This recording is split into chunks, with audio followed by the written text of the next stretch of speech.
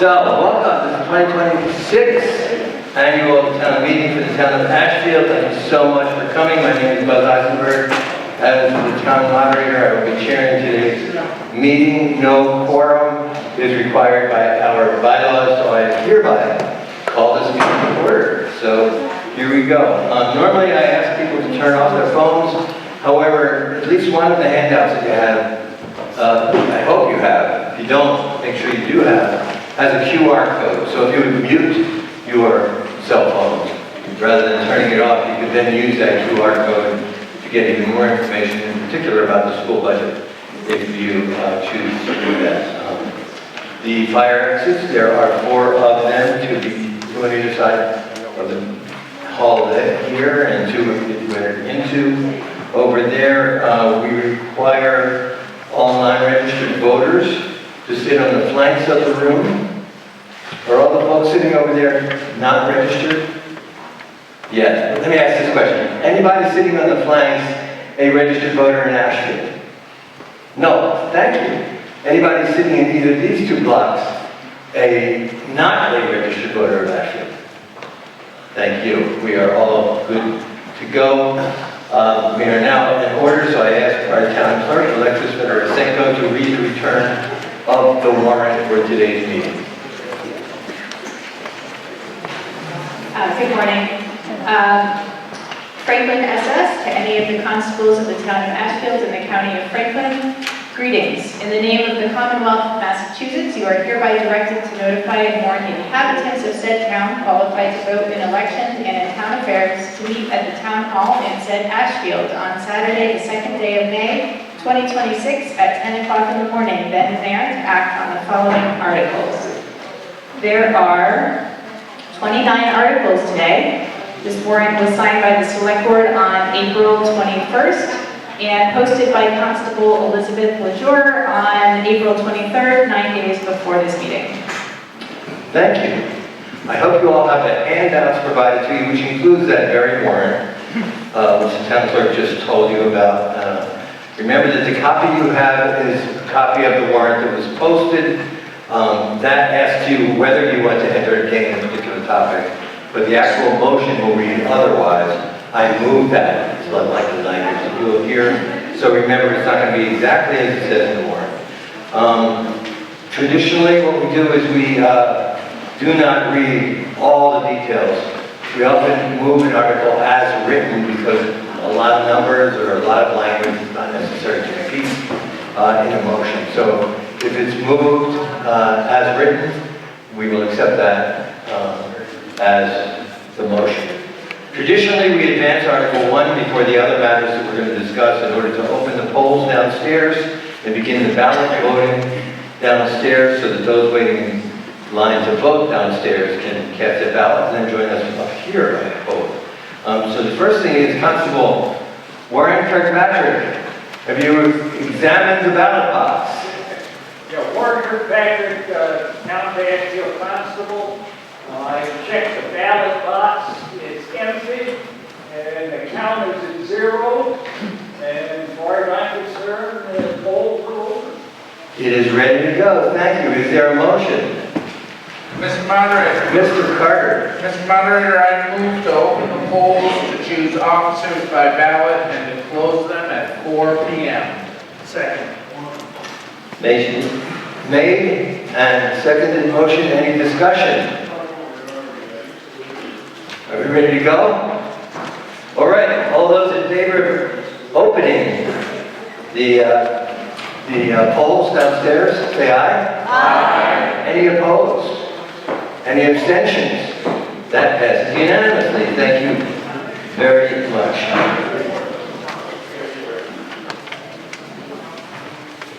For those who are wondering, people can hear us downstairs. They obviously can't, we can't hear them. But the proceedings are being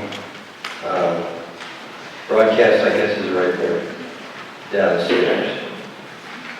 And if this page will turn, I can move on. This time I'd like to introduce the people at the front table who have worked so hard to make today possible. First of all, next to me is Paul McClatchy, the third, our town administrator.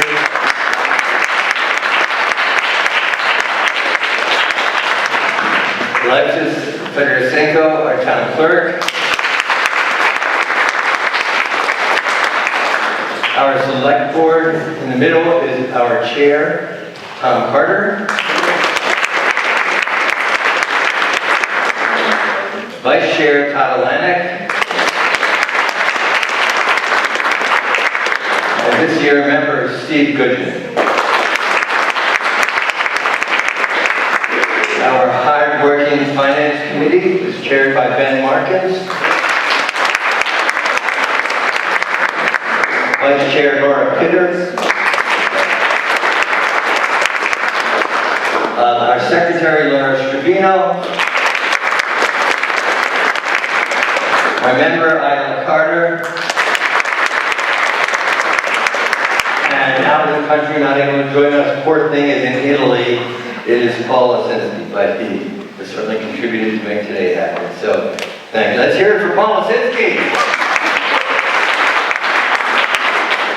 I'd like to thank and identify the tellers, should we need to count, because we're unsure of how a vote goes. Nina Kohler, Ron Kohler, Marcine Eisenberg, Judy Haupt, Nancy Hopp, and Tom McCrum have agreed to serve as tellers today, and we thank them. I'm going to be honest, because I've advised you. Every year, we read the list of those who have deceased since last we met in our annual town meeting. And every year, there are names, every name is painful and horrible for friends and family of its deceased. And this year, I practiced 4 times this morning. I went downstairs and just practiced out loud because I didn't want to be choked up in front of you, because there are too many names that have contributed so much to this town and to my life personally. And I don't know, the 3rd and 4th time I did okay. I hope I do okay on the 5th time right now. Let's remember these members, these neighbors, these family and friends who have departed over the last year. And if you're able to stand, if you're unable, please don't.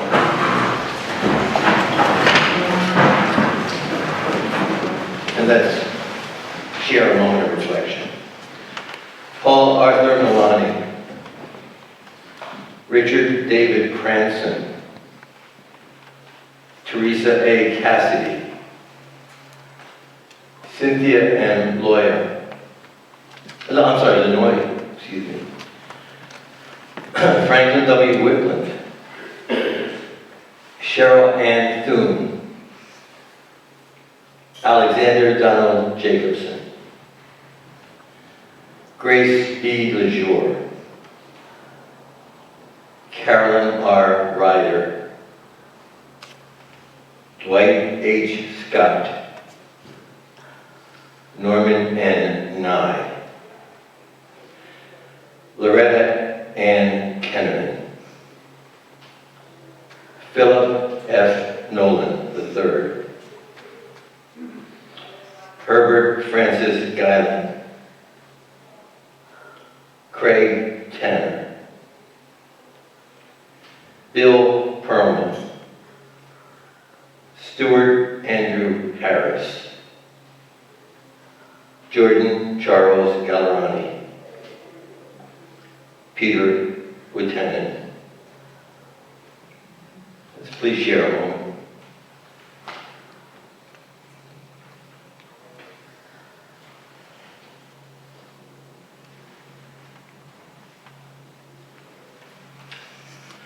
Thank you. I made it, but barely. As required by our 1849 bylaws, I'll now read the bylaws governing the conduct of town meeting. While the meeting is open, please be seated when requested by the presiding officer, if there be sufficient seats. Therefore, if not, stand at the west end of the hall. When anyone addresses the chair, he shall rise and stand uncovered during his speaking. No one shall stand in front of the chair or around the moderator's stand when votes are being counted or given in, except they're called upon to do so by the chair. There shall be no talking about the house while business is being done, and all shall keep silence at the request of the chair. No one shall speak on the same question more than twice without leave of the meeting, or to explain, or to call to order. No one shall interrupt another while speaking, except to call him to order. When several motions are made in regard to the same subject, related to sums of money, numbers, or time, the question shall be first put upon the largest sum or number and the longest time. In all other cases, no new motion shall be made while one is pending, except as an amendment, or to commit, or to adjourn. When a vote decided by the moderator is questioned, it should be made certain by persons on either side rising and standing in their places, uncovered till counted by the moderator, or the tellers appointed by him. The reports of all committees relating to money or property shall be in writing. All motions and amendments shall be in writing when required by the chair or by any person. No person shall be allowed to move the reconsideration of any vote unless he or she has voted in the majority or not voted at all. No pediment, no smoking allowed in the hall during the meeting, and this code of bylaws shall be read by the presiding officer at each annual meeting. The warrant this year contains 29 articles, and you should each have a copy of the warrant. And as we said earlier, rather than reading each article exactly as it appears, you may hear I move the article as written, or I might contribute that, depending on how the motion is made. You'll see that the recommendations of our Finance Committee appear under each article. Members of the Finance Committee will tell you how the committee voted and answer any questions you may have of the Finance Committee as we move along through the warrant.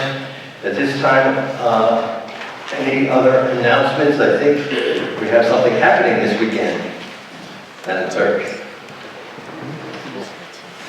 Thank you, Mr. Moderator.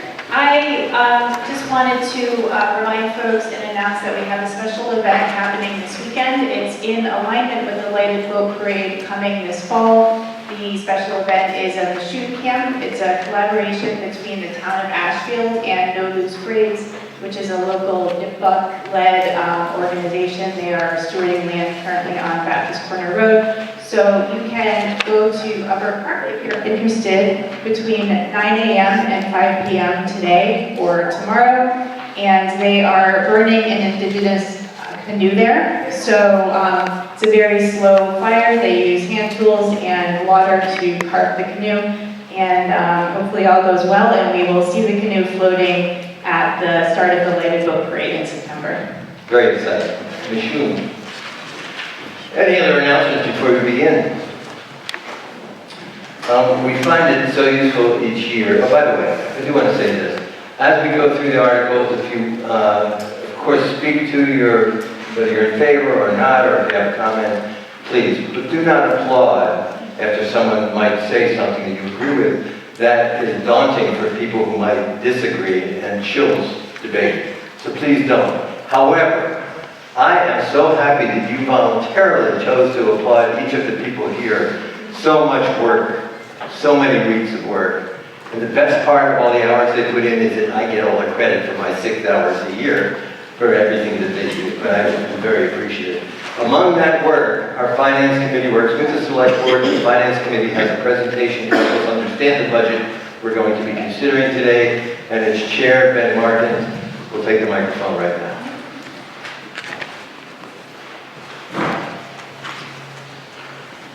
I just checked. Can you hear me now? Yeah. Perfect, thanks. Good morning, I'm Ben Martin.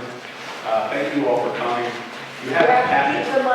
Yeah, thank you very much. This is my trick lead friend. You have a packet. We're going to show it here. You probably can't read it here. Look down. I'm very pleased to report on behalf of all of us in the front that we have a very good financial position for our town for next year, and we'll go into that in a little bit. Excuse me, Ben. Treat it like an ice cream cone, but don't lick. I know. Closer to your mouth. I know. There you go. Okay. So this page is in your packet, but not in the slides. It's on page 7. If your numbers wonks like we are, this will show you the comparative budget by section for several years. So you might find that helpful. So here's the good news. This is a good budget. We are very happy. We are very happy to show it to you. But let me first acknowledge my friends on the Finance Committee. We worked well together throughout the process.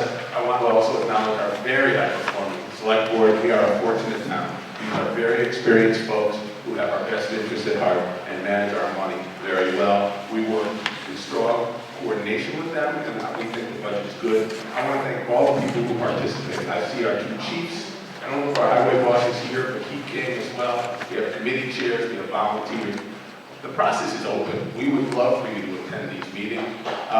Your input would be helpful. I also want to recognize our town administrator, Paul McClatchy, who has really gotten us well organized and keeps us going through the process, and he participates and gives a really important perspective for us.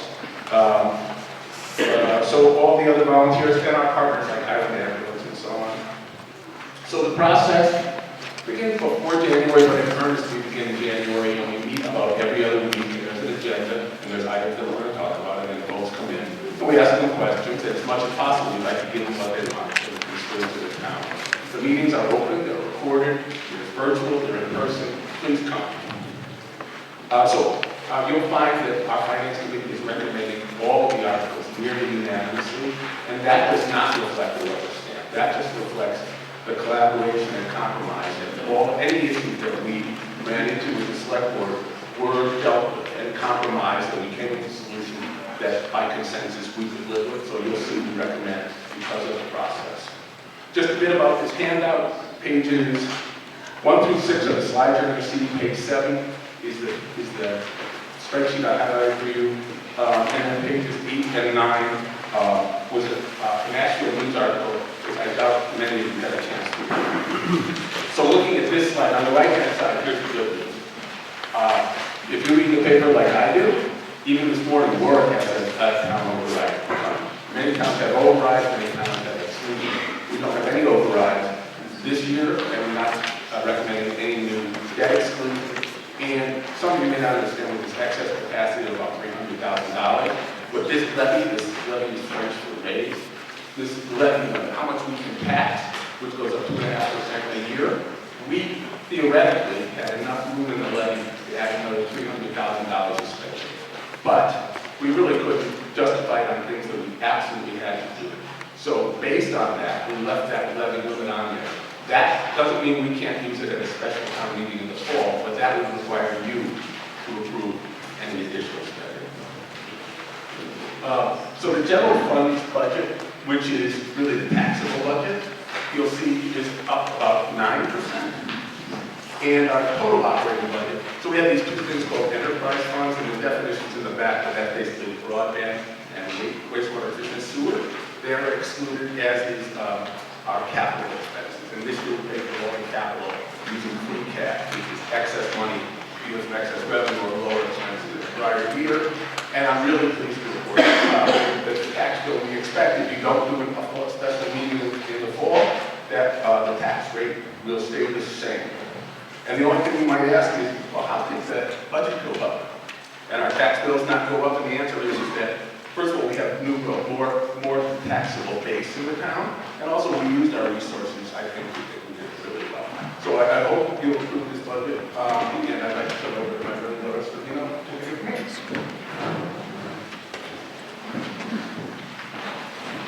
Thanks, Ben.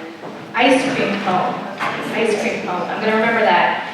I have the pleasure of sharing with you some principles that our committee decided to come up with and share with you today. As a reminder, we are elected by you, and we serve in an advisory capacity. We don't have ultimate decision-making authority. That's you all here. So when we look at the budget, these are the principles or the lenses that we're looking through for all of the recommendations that we're making. So the first one is understanding our responsibility to steward your money. The second one, as Ben referenced, is to have a transparent process that is baked into our system, and we do encourage you to show up anyway, virtually, in person, or after the fact by reviewing minutes and understanding what is happening with your tax dollars. We're really mindful of tax increases. That is one of the items that is most top of mind when we look at the budget as a whole. And as Ben said, this is a really good news to share that the average household tax bill is not increasing this year. Expecting, thank you, sorry. I just said that you all vote on that. We also are looking to be a really good employer, meaning we want to attract and retain wonderful staff that serve our town. And then also we're keeping the long view in mind, right? We're not just looking at any given budget year this year. We have to look at the capital needs, plan for long-term expenses, and also have solid reserves for the health and financial sustainability of our town.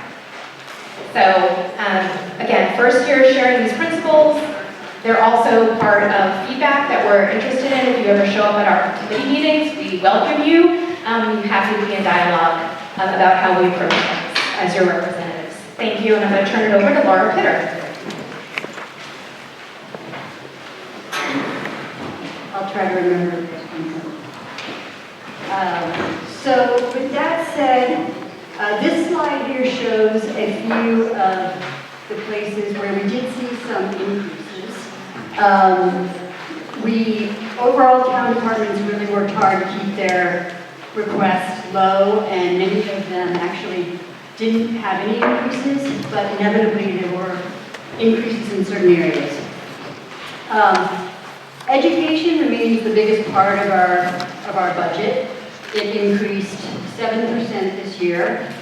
But one thing that I think is important to note is that although it is the largest part of our budget, the share of the overall budget that education takes up has remained relatively flat for the last 5 years, fluctuating between 51 and 54% over the last 5 years. This year it's 52% of the overall budget. Both the Finance Committee and the Select Board recommend supporting the budget because we saw that our school officials really worked hard to keep costs as low as possible while still maintaining quality baseline education. In other areas that increased, our general government fund increased. Actually, 3 areas increasing even more than education. General government, public safety, and benefits. So our government spending increased in large part because, well, we needed to increase wages. Our town conducted a survey using FERCOG data to look at what Ashfield pays relative to other towns similarly situated, and we needed to increase wages to a certain degree to make sure that we maintain staff and retain staff who run our town so well. In addition, the town continues to need to rely on paid staff and expert consultants to fulfill, regulatory requirements that are required by our town. And as volunteers retire, we need these people because we lack those volunteer capacities, and we need that expertise in order to fulfill regulatory requirements. In addition, in fact, in the general government budget, we need to hire a conservation agent, which is part of that increase, and however, that's shared by the town, other towns, and so we're going to be getting that money back, but we have to put it in our budget because we're the host town for that. So that's where some of that has gone up. Public safety went up about 16%, in large part because in order to continue coverage, regulatory requirements have made it very difficult for our chief to hire part-time people to keep the coverage that we need, so we needed to make adjustments there. The biggest increase, 31%, was in benefits. And that went up 31%. So that's in large part because our healthcare premiums went up 62%. So that's where we see some of the increases. And Ayala is going to talk about some of these things and she's done some visualizations of that. So as Laura mentioned, over the next couple of minutes and slides, I'll talk about graphs that relate to the data tables in your packet. The purpose of this is to visually represent some of the key information that we'll be discussing today and voting on today. This first graph shows that if this budget is approved and if we don't appropriate more changes in upcoming special town meetings, the average household tax bill will remain flat. That means there will be no change from this current year.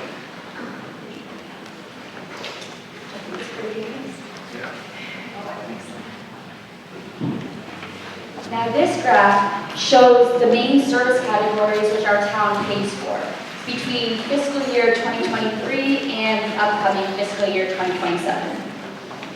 In this graph, education, the blue line at the top, clearly stands out.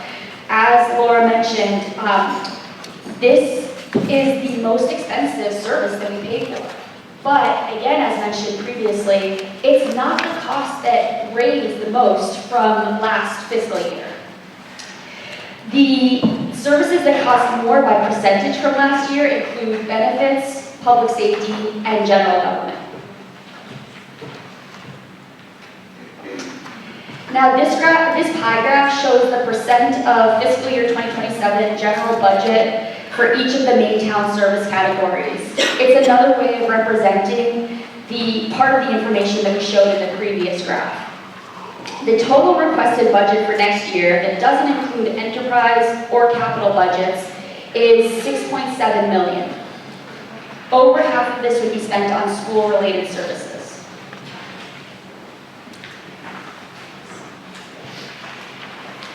In the previous few slides, we showed the services that we pay for. This graph shows where the money to pay for those services comes from. Nearly 75% would come from property taxes, while other funding sources include enterprise funds, broadband and sewer, which pay for themselves through user fees. Free cash, which we recommend using for capital expenses, since free cash is not guaranteed year after year, as well as state and local aid and receipts. Please disregard the asterisk note in your slides. The enterprise funds are shown in this graph, despite what your packets say. The information, the data is correct. It's just that one note was not. And finally, the following pages in your handout should show key budget terms. Our town website also includes a glossary of terms and other information useful for clarifying the discussion we're about to have and the town meeting process. Thank you. Thank you. Chair of the Select Board, Tom Carter, do you have anything to add in terms of us understanding what we're about to be asked to vote on? I usually do. Good morning, everyone. Good morning. Thanks for being here. The Select Board really wants to thank a very active and engaged finance committee. It's great. We spent about 4 months trying to put the budget together and trying to, it gets much deeper than just the numbers. It's what quality of service do the taxpayers need, want, and afford.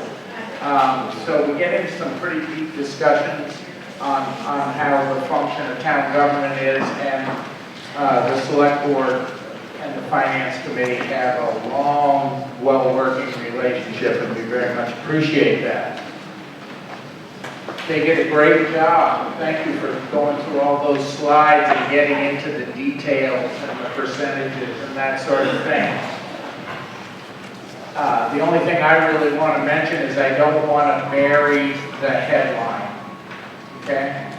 That the real headline is that in all my years of experience, and I think by any other matrix that we want to score, Ashfield is financial health would either score exceptional or very, very good. Examples of it is just that the reserves that we have been able to build up over a long number of years. Since probably 2013, we've really been managing this quite closely.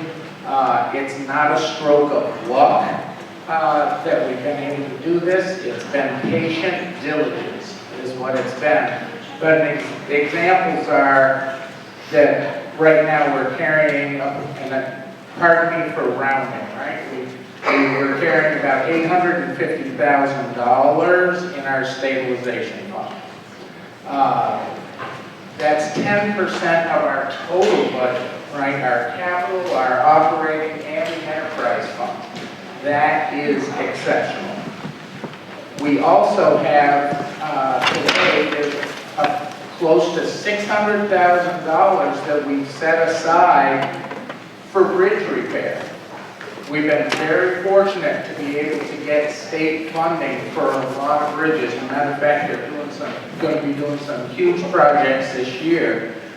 But a lot of times the engineering can be $100,000 on some of these projects, and we have set money aside beforehand to pay for some of this. So that's huge.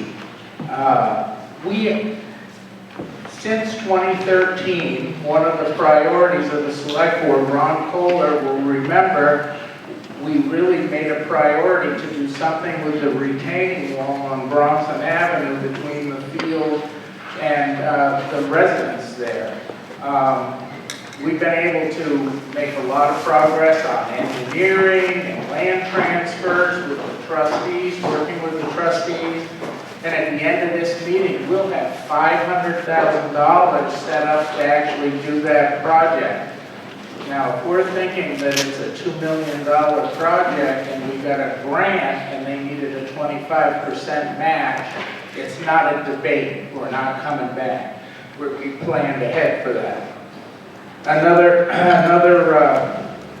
benchmark is we have close to $300,000 set aside just when committees, like the Energy Committee, which is very, very active, and other committees, when we get approached with grants that we need to have a match, we have $300,000 worth of match money already sitting there that we can move forward on projects. And at the same time, we're able to put this budget together during, I think we could probably all agree, our uncertain times, and be able to leave $300,000 worth of excess capacity. That $300,000 would represent about 75 cents on the tax rate, which would mean taking the tax rate from the mid $14 range to well over $15 range. So we're trying to manage it knowing that during these uncertain times, a lot of tax money gets put into people's fuel tanks and heating oil and that sort of thing. At the end of this meeting, if all the articles, financial articles pass, we'll still have free cash of about $200,000, which I've often said that at the end of the day of town meeting, that's our poorest day, and to have $200,000 to finish off this fiscal year if something pops up is a great place. And we're doing it all we're not debt-free, but there is so little debt. You don't have broadband debt, you don't have equipment debt. There's a debt that we're more than halfway through on the highway garage, and then the small, relatively small amount of debt that goes along with the school. So, yeah, I think that's the headline, is that we are financially, Ashfield, at the end of this budget today, will be very, very good financial health. And that's something that we appreciate, everybody in town, all the volunteers. And I appreciate the applause we got earlier. I mean, I said, geez, do they remember they had to pay their tax bills yesterday? Don't let it get to your head. But, yeah, that's really what I had to add, so thank you. Thank you. So, it's so helpful that we have these presentations so we can understand the budget that we're about to consider. And I want to move into the warrant to Article 2, but before I do, I hope all of you have picked up a copy of the 2025 annual town reports. We are so lucky, not only do we have a super efficient town clerk, but she has an artist's eye. It's really beautiful. There's a rainbow over Ashfield, what more can we ask for? And the pictures on the front and back cover as well are just beautiful. Do I hear a motion with respect to our town reports? Mr. Moderator, Mr. O'Lanick. I move that the town vote to accept the reports of the town officers. Second. Second by Mr. Carter. I noticed, Mr. Carter, this year's edition has a dedication. Yes, after 38, excuse me, after 38 years of service and his recent retirement last year in 2025, the dedication of the town report, for anyone who hasn't picked it up, is our former highway superintendent, Tom Poisson. I have had the privilege of working with Tom for more years than probably either of us want to remember or count anyway, but Tom is in the back of the room, so it would be great to have him on.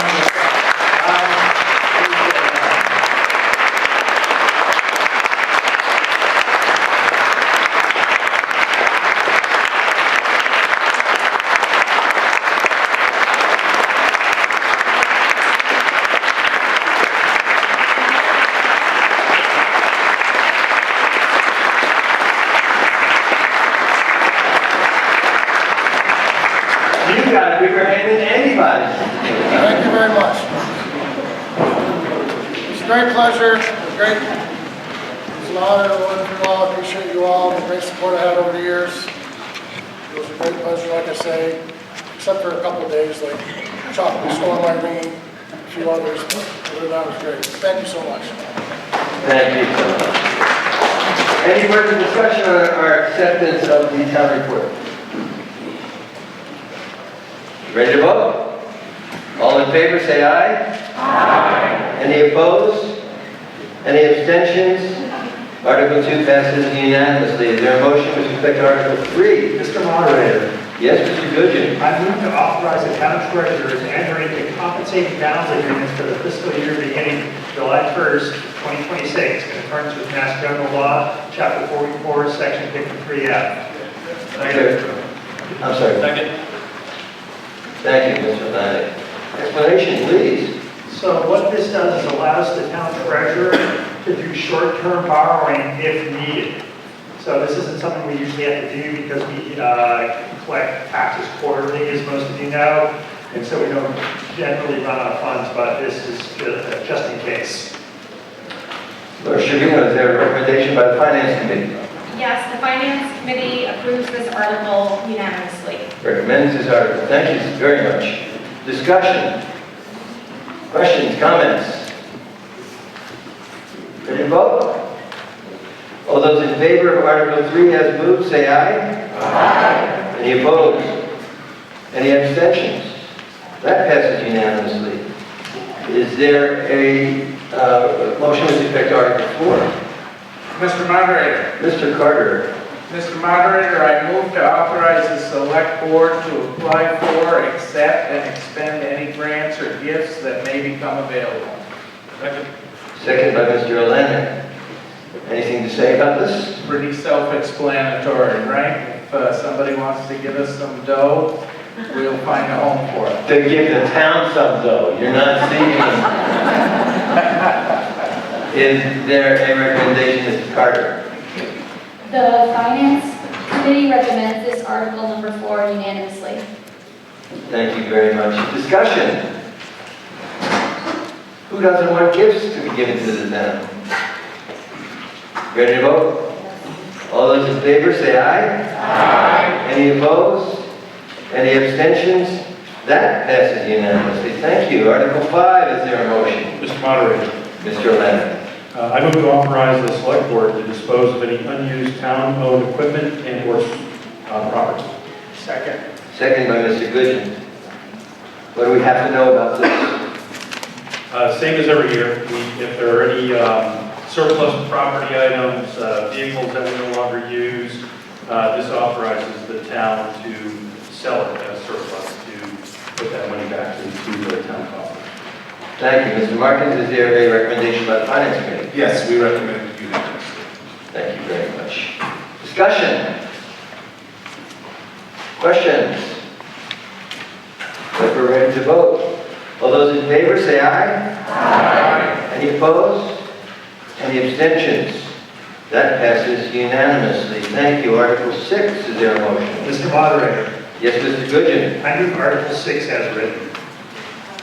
Second. Second. Mr. O'Lantern. Tell us what we need to know. So this sets the stipends and compensation for all elected officials.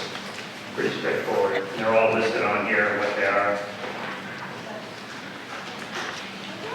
Anybody have any problems with how little the first one is?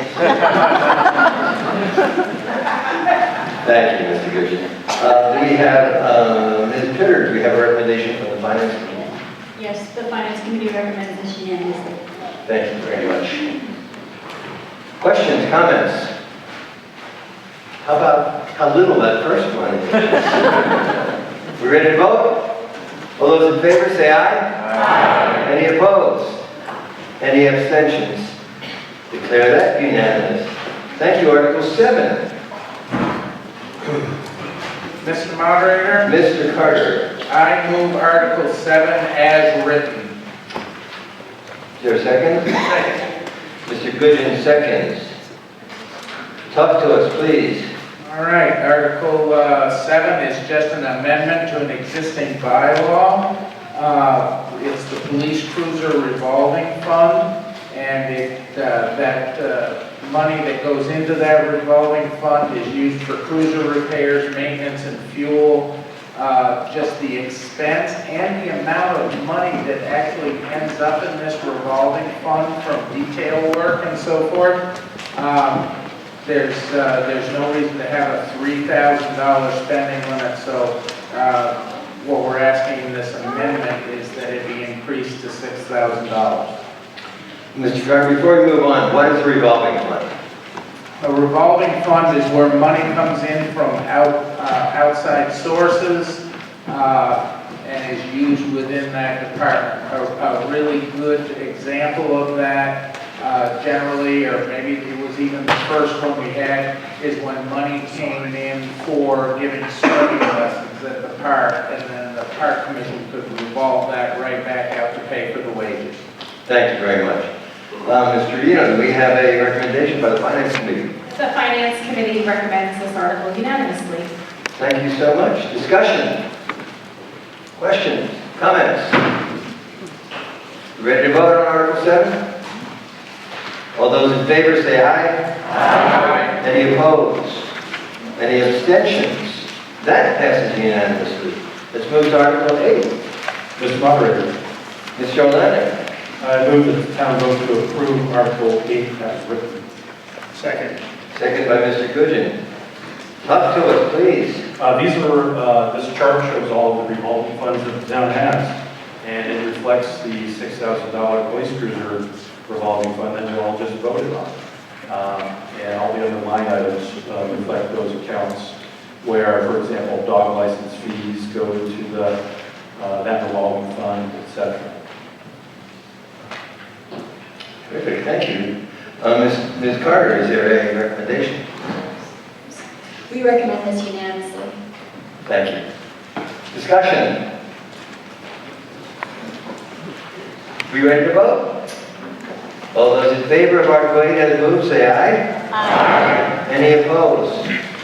Any abstentions? Declare that vote unanimous. Article 9.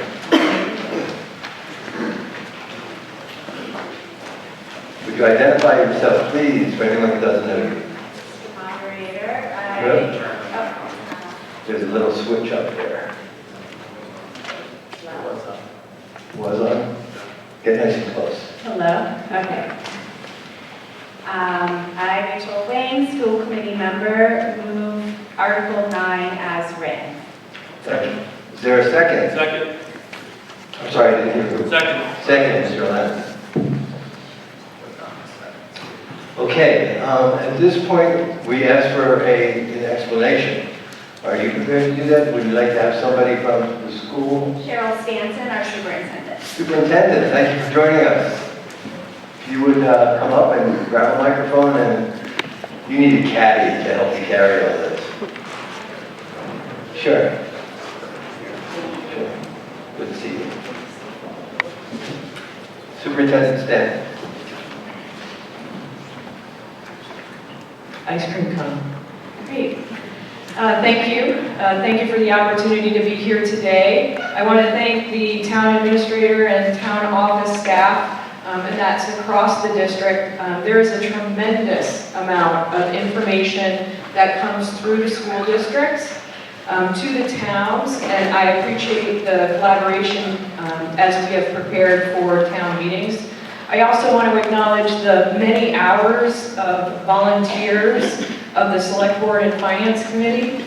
Your town leadership and presence during the entire budget process has influenced and shaped our budget this year and in the past. I want to acknowledge that this is a very challenging and difficult budget year. Towns and the school district are managing significant fixed cost increases with minimal increases from the state in terms of funding, and it has created a perfect storm. However, before we get into that, I do have some things that I would like to celebrate. At Mohawk Trail Regional School, we continue to offer 10 advanced placement courses. 71 advanced placement courses were taken in 2025, with students earning an average score of 3.1 on a 5-point scale. Earning a qualified score of 3 or higher means that students are able to earn credit for the course in which the exam is taken, and this often means a significant savings on tuition for our students. In AP Biology, 91% of students earned a qualifying score of 3 or higher. In Advanced Placement Environmental Science, 82% of students earned a qualifying score. And for 2026, of which the students are taking tests now, 89 tests were taken, which represent a 25% increase. The average SAT score for Mohawk Trail Regional School students was 1,181, ranking Mohawk Trail above the national average. And the College Board National Recognition Program grants academic honors to high-achieving 10th and 11th grade students, specifically for underrepresented, rural, small town, and first-generation students to help them stand out in the college application process. And I'm so proud to share that the College Board awarded academic honors to Mohawk Trail students in the categories of first-generation student, rural and small town students, and the Mohawk Trail Regional School was awarded a school recognition as well. This is not to overshadow our Sanderson Academy students who adopted a cow, Sunflower, this year and are creating many learning opportunities in their classrooms. A quick overview of enrollment, which you have in the flyer. There are 300 students attending Mohawk Trail in our October 1 enrollment. 39 are Ashfield students. This is exactly the same number as FY26, and we checked that 1,000 times, so it is accurate. There are 123 students attending Sanderson Academy, and 70 of them are Ashfield residents, and this is 4 less than FY26. And now for the budget. The all funds budget, what it takes to run the district with all of our revenue sources is $28,921,217. This represents a 6.24 increase over FY26. We then apply offsets and revenue to calculate the operating assessment, which is then shared across all 8 towns. That operating assessment was $15,512,036, a 7.78% increase over FY26. I just want to point out that this is a very different scenario than we have been in the past, where the operating assessment is larger than the all funds assessment. And that demonstrates the strain on our revolving accounts.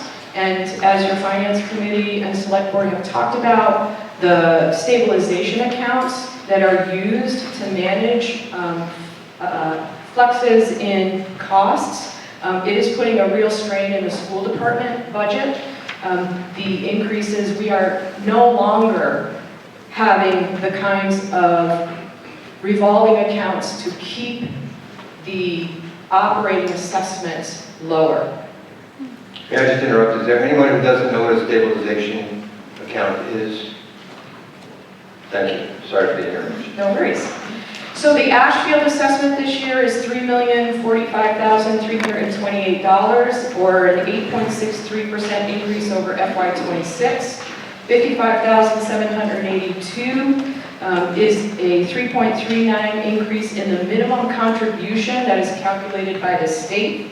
And based on the 5-year rolling average for enrollment, Ashfield's percent share increased from 16.55% to 16.9%, resulting in an increase of $199,677.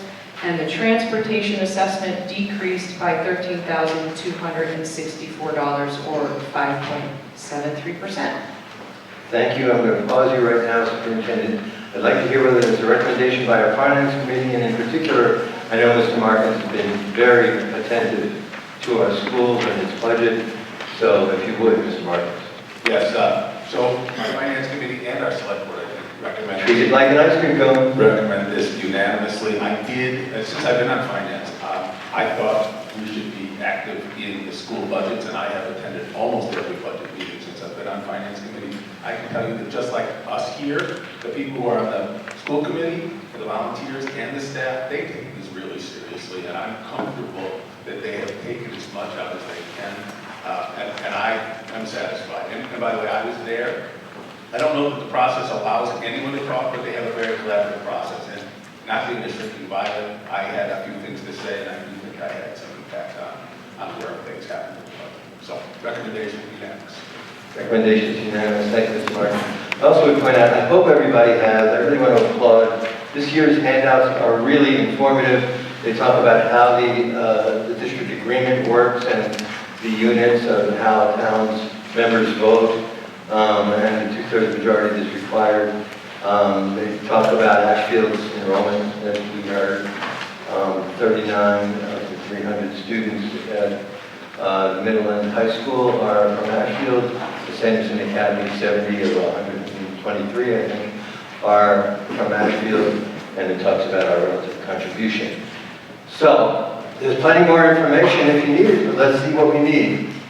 Questions? We know we have a motion on the table by our school committee member, Rachel Lang. We have a recommendation by our finance committee. Questions? Comments? And forgive me, I made a mistake. Superintendent is not a resident of Ashfield, registered voter. I should have asked for your permission. All right, that's right, we don't have to, we have the bylaw. There we go. Who has their hand up over here? Mr. Pless. Name and where you live, please. Phil Pless, 860 King Street. I know you've worked really hard on all this. One thing I read in the paper that I found disheartening was that originally 18 and a half positions were cut, now 17, but no administrative cuts were made. So I'd like to know other than principals and, superintendent, business manager, head of special ed, how many other administrators are there? What are they doing and why are they unable to be cut amidst all the teacher cuts? Thank you, Phil. That's a great question. There are two other administrators in the district. One is the director of curriculum, and the other is the director of pupil services. The director of curriculum manages millions of dollars in grants, both writing and being awarded those grants. So it would be, what's the saying, pound wise, penny foolish, I think, to eliminate or reduce that position. And the Director of Pupil Services manages all of the special education and 504 services that our students receive in the districts. And it is an incredibly complicated task that person is, tasked with, so to speak. I would argue that both of those positions should have assistants that are helping manage the kinds of work that happen in both of those offices, and that they are not 100% employees, they're more like 125%. Thank you. I do want to acknowledge Martha Thurber, the chair of the Mohawk Trail Regional School District School Committee is here. Thank you for being here. And I think Mr. Fye, are you there? Yes. So we have other people who can answer questions. More questions? Mrs. Kohler. Listen, if you have questions, please come up and stand in line for the microphone. That'll save us a few minutes. Nina Kohler, Bailey Road. Thank you, Superintendent Stanton. I love hearing these great things that are happening. I'm frustrated that I don't know it until you tell me. I'm an elder in town, no grandchildren in the system anymore, no children, of course. I don't know these things, and you need somebody that does as a sideline publicity. The minute those things happen, I want to see them in the local newspapers, because we're losing money, because we're losing students because of school choice. And people run us down. I don't know why, but people run us down. I hear it. And how great this school, So I want to see our proud events publicized. I learned through the Franklin Land Trust how there are environmental classes happening on the wonderful back lot of Mohawk, which I was personally involved with as a student. It's an amazing environment back there. And nobody knows about this. People would send their children to school just for that. So I love the work you do. Work harder. Thank you. Thank you.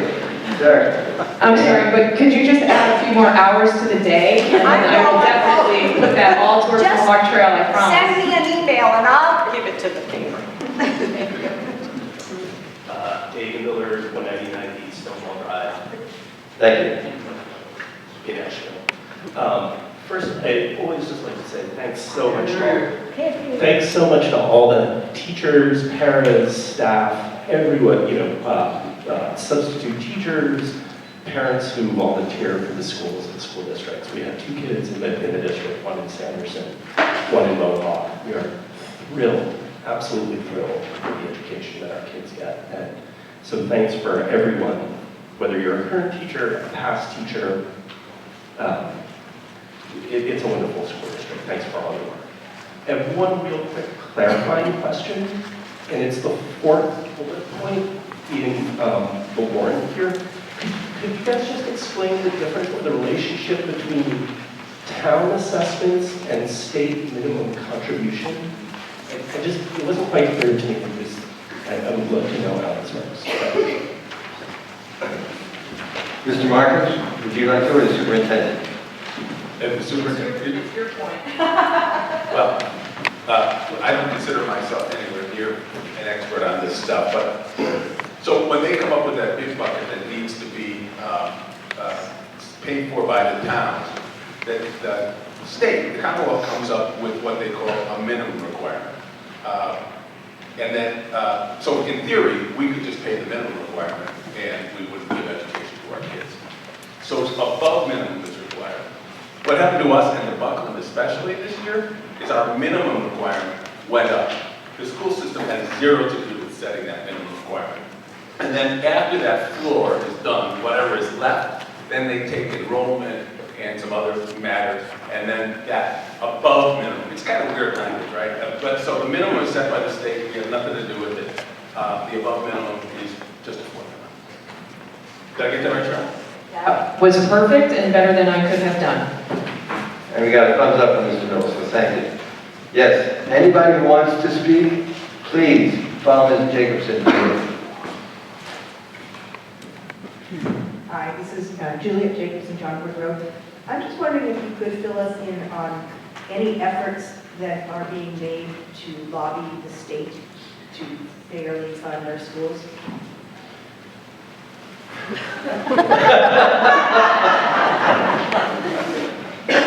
By the way, I think the Senate was just working on this. I'm so glad you asked. You have in Mohawk Trail, school committee, and volunteers on your select board and finance committees across the 8 towns, a very strong and broad representation in rural advocacy. This work has been going on for a decade at least. And I did want to acknowledge that Rep. Blay, who I often see in the corner, is not here today, and is certainly a loss to us as a state rep. But with Senator Comerford, were the real force in the legislature for rural aid, and created the bill that has been in front of the legislature to support the unique conditions that affect rural schools. With that being said, your school committee chairs and a bunch of volunteers have been going to the Legislative House and Ways Means Committee meetings. We have been providing testimony. I am on the executive board of the Massachusetts Association of School Superintendents. I'm on the legislative committee of the Massachusetts Association of School Superintendents. Martha is the chair of the Rural Caucus of the Massachusetts Association of School Committees. So we are in the positions to advocate and keep rural aid at the front of the discussion. The problem is that we are up against a very loud Eastern Massachusetts voice. So you recognize that the governor put $20 million in rural aid in her budget. The House reduced that, I think 50%. And that there's been some arm wrestling at the legislative level in the House. We anticipate that rural aid will be reestablished by the Senate at the $20 million. That's been the pattern over the last 5 years that rural aid's been in the budget. And we really need to send a message to legislators that rural aid is critical. And what I like to say is that rural aid isn't, lights for night games or turf fields. It is literally my middle school. I pay my middle school teachers with rural aid. And so when you cut rural aid, you're cutting teachers out of classrooms. And I think that's the message that needs to get to the eastern part of the state, is that because we are hold harmless, and as Ben mentioned, because the state funding is flat, that we as towns are making up for these fixed cost increases and the fact that it is just more expensive to educate children in small and rural school districts. Thank you. Chair Thurber, do you wish to add anything? No, I think that's right. Just keep going. It's very difficult. You think you're making progress, and then you're not. Oh, that Phil Donahue was bringing you a microphone. We feel like we've made some progress. We saw increasing amounts of rural aid every year from 2019 when it first started until last year when they cut it by 25%. They put some of it back now, late. But in the meantime, we've already had to deal with the fact that that was $150,000 that we didn't have in 2026 that we needed. So we continue to fight. It is increasingly important that people join us in this fight, and there's been a lot of participation from our towns, from our citizens, and we very much appreciate that. It just needs to continue to happen. That's the only way that this is going to happen. We're up against, as Cheryl said, we're up against the eastern part of the state. It feels like all they have to do is give us a few more dollars of per pupil minimum aid, and we should be good. And it just doesn't work that way. But hopefully we're continuing to raise awareness and make some progress. Thank you. Ms. Howe. Judy Howe, Wadsworth School Board. Nice and close.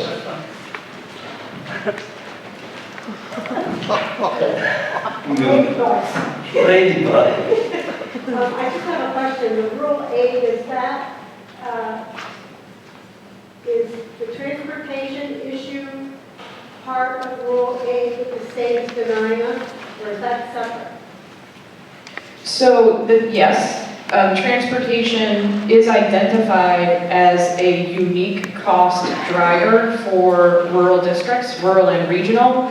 The solution to that has actually been taken out of the rural aid bill package and is being advocated as its own bucket, so to speak, and there's a reason for that, and it's a smart one. Transportation reimbursement doesn't just affect rural districts. It affects regional and rural districts, and it is a huge cost driver for the towns. Thank you. Thank you for that. Any further questions, comments, discussion? Mr. Moderator? Yes, Mr. Carter. Just because it's a big number, I'd like to have it said out loud, right? So the total education budget that we're voting on right now is $3,551,902. We discussed before, it's 52% of our budget, and it certainly is recommended by everybody up here in the front. I want to bring attention to the smallest, well, not really the smallest line, but the line that's vocational education expenses for $450,000. As many of you are aware, we do not belong to the vocational school district in Turner's, or the Franklin Tech School. Years ago, it was decided that Ashfield would tuition their vocational students to either Franklin Tech or to Smith. And that has been a really advantageous, I think, for our students to be able to choose programs, choose schools. The state this year has changed the program. In other words, instead of students just simply applying to a school, and if they qualify and the school accepts them, then we get the privilege of paying their tuition. There's now a lottery, as I understand it, which kind of takes some of the qualification out of it, but it's supposed to even the playing field when they have openings. This $450,000 is not anywhere as scientific as what Cheryl and Martha and the whole team have done with the rest of the budget. This $450,000 is a placeholder, depending on how many students Ashfield has that want to attend, that have a deep interest in attending a vocational school.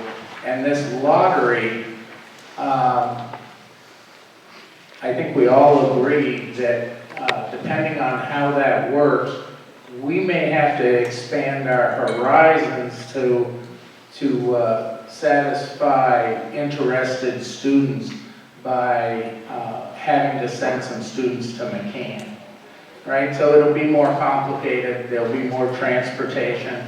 We need to figure out, and we normally don't know how that's all going to work out until probably about Labor Day, right? About the time the school bell rings. but that $450,000, the other numbers are pretty rock solid. 450,000 may be just walking on jello at the moment.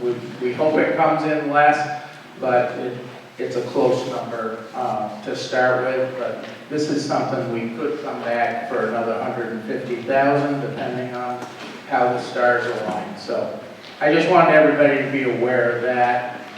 In the big picture, it's not huge, but it's still $150,000 is still a lot of money to most of us. So I wanted to make you aware. Thank you. It's been 4 decades and I still don't know where Mr. Carter comes up with metaphors like walking on jello, but maybe someday I'll figure it out. Any further comments? Questions on Article 9, school expenses? Mr. Cole, eat that microphone, please. David Cole, Phillips Road. Just want to follow up, Tom, with your comment.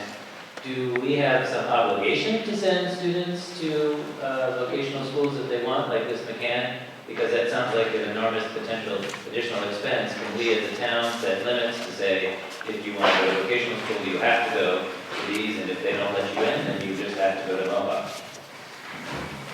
Excellent question. I don't know really if it's an obligation, and we have gone that Franklin Tech and Smith would be our primary schools that we would send them to.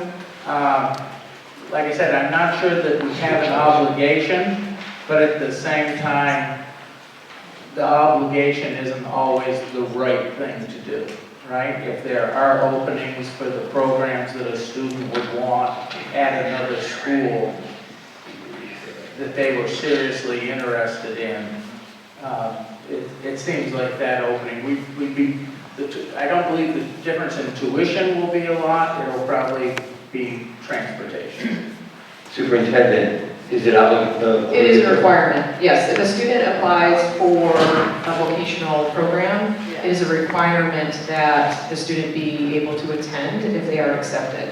The towns can set priorities around programs in schools, so Ashfield could choose Smith to be a priority school and Franklin County Tech to be a priority school, and still a student could apply to McCann, and if they aren't accepted, which is currently happening at Franklin County Tech, which they had been prior, and they're not accepted at Smith, then they're going to McCann. Thank you. Further questions, comments, discussion? Mr. Moderator, I think this is just a great example on how much outside forces make us do unnatural acts. You know, I'm still not understanding it. the state sets its priorities, and it forces us to go places that we normally wouldn't. I just want to be a lawyer for 1 minute. In the 90s, the Cleveland School District, there was a question about school choice. The Supreme Court said school choice is a requirement. From that, what type of choices are you free to make? Homeschool, tech schools, all that sort of flowed from that education. So, yes, choice is the law in the United States. Any further discussion, comments? Ready to vote? Oh.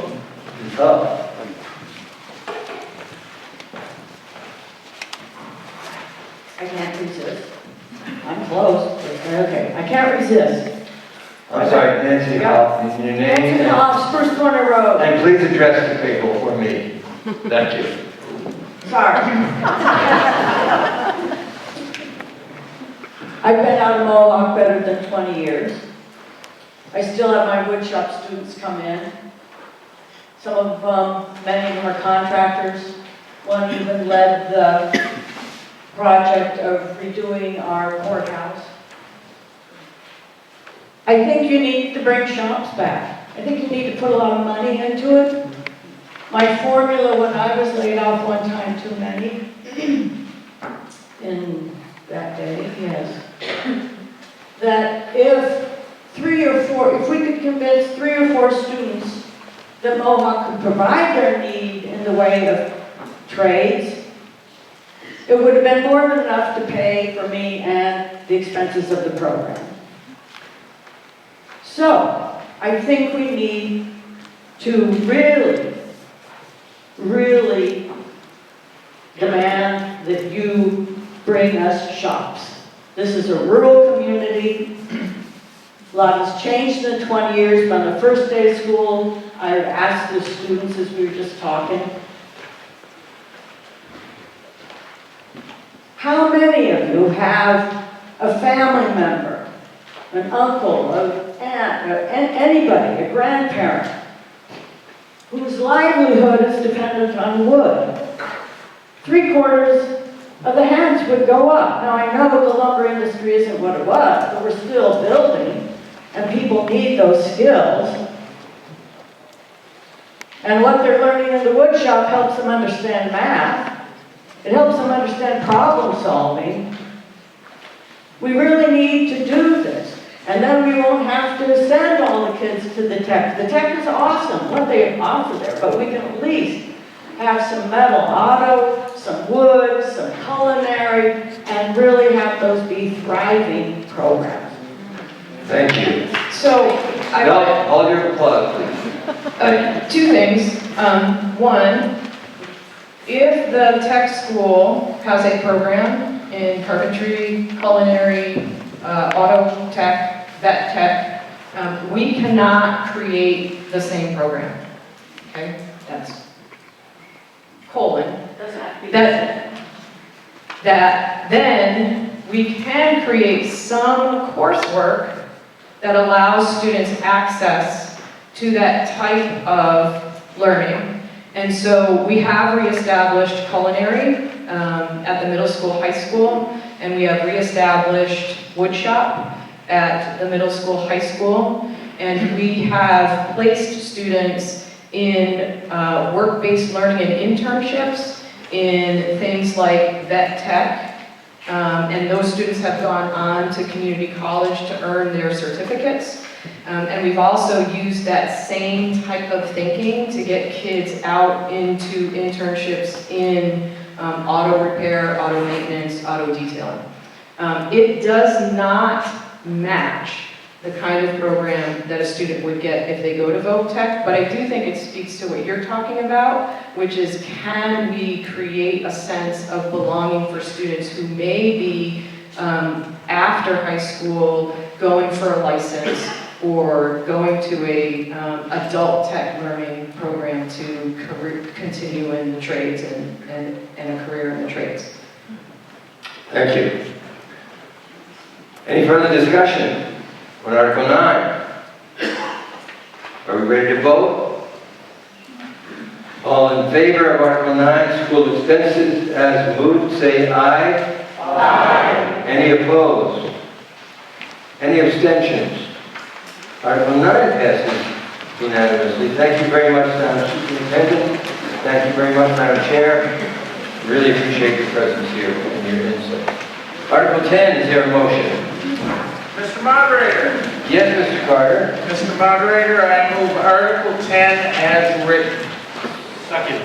Second by Mr. Olanek.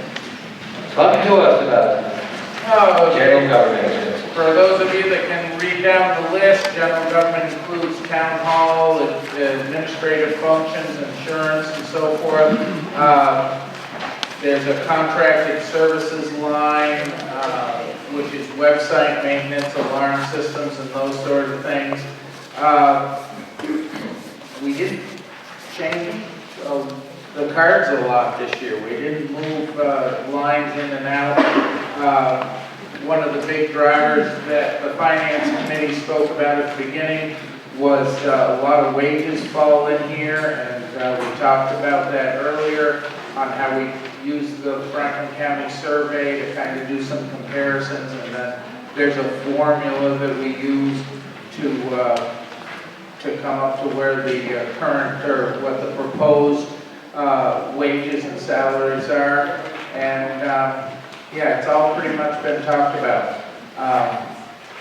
So If there's any questions, I'd be glad to answer. Good. Is there a recommendation by the Finance Committee?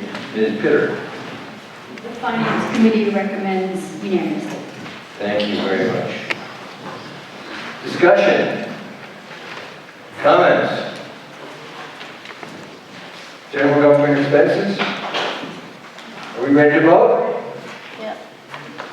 All those in favor, as moved, say aye. Aye. Any opposed? Any abstentions? That too passes unanimously. Thank you very much. We have a motion on Article 11, Public Safety. Mr. Moderator, Mr. O'Leary.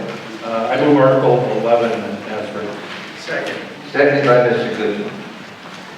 Please explain to us. So this article represents all of our emergency services, the police department, fire department, our assessment to Highland ambulance, and animal control. Great. Do we have a recommendation by the Finance Committee? Yes, the Finance Committee recommends the article unanimously. Thank you, Ms. Trevino. I will point out, we do have our police chief here, we have our fire chief here. Questions, comments, discussion?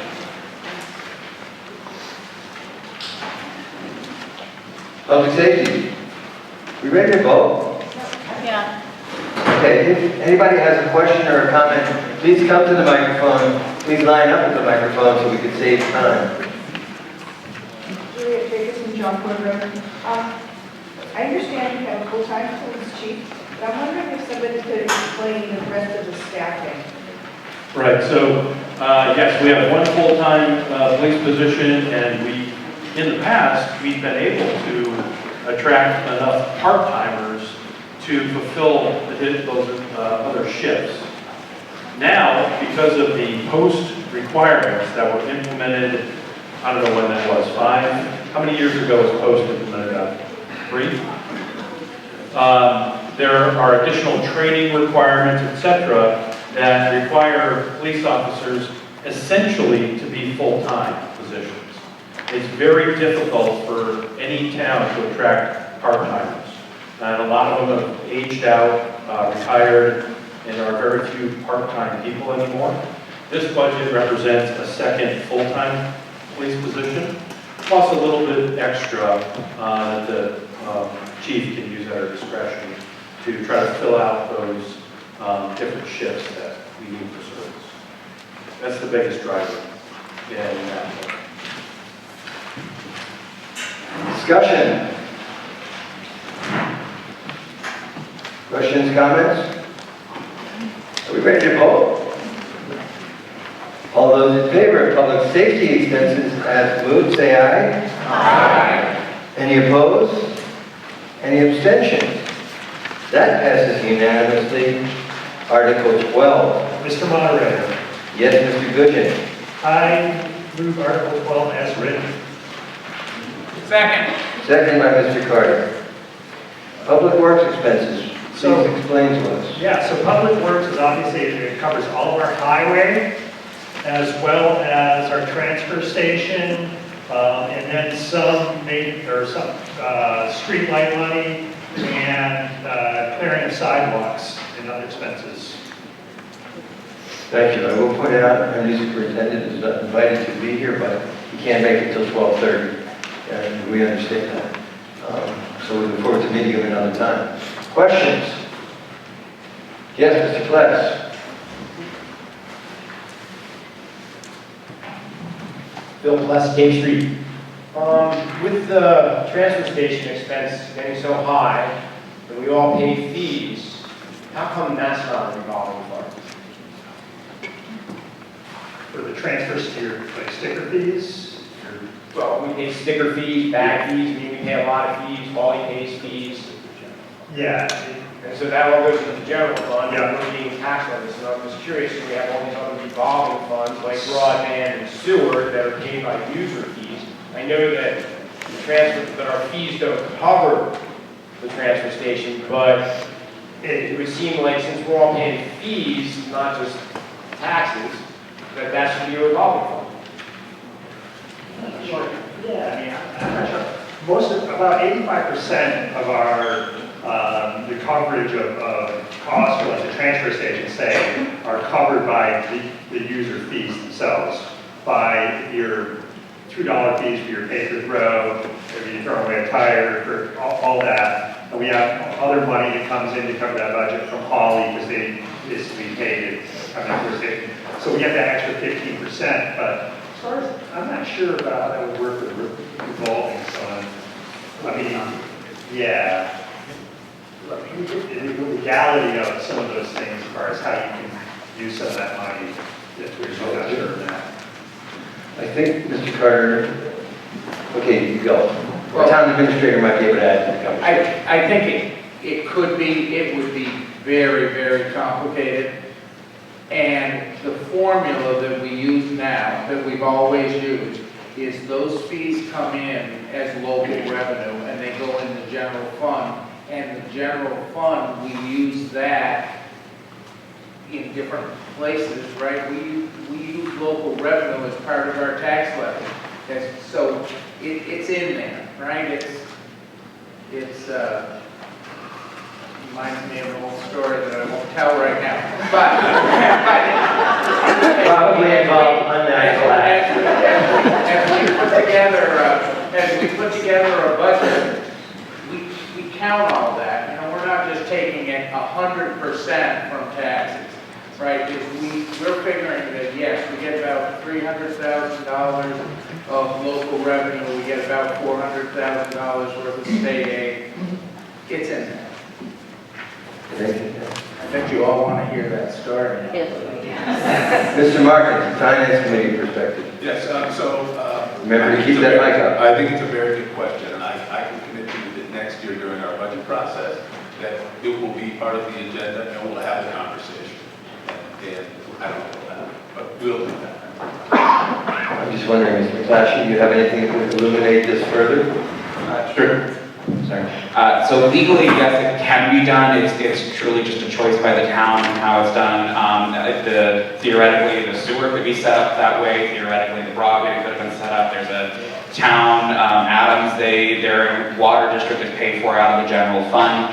What it does is any of the revenues are considered local receipts, which offset your taxes. So theoretically, if we were to do a revolving fund next year, I'm going to use very round numbers here. If we bring in $50,000 into that revolving fund, we can use it directly, but we're going to lower the anticipated receipts by $50,000. So your taxes are still going to be basically where they are now. It's just, it's kind of like which pot of money are you pulling it out of, but it has no net effect at the end of the day on taxation.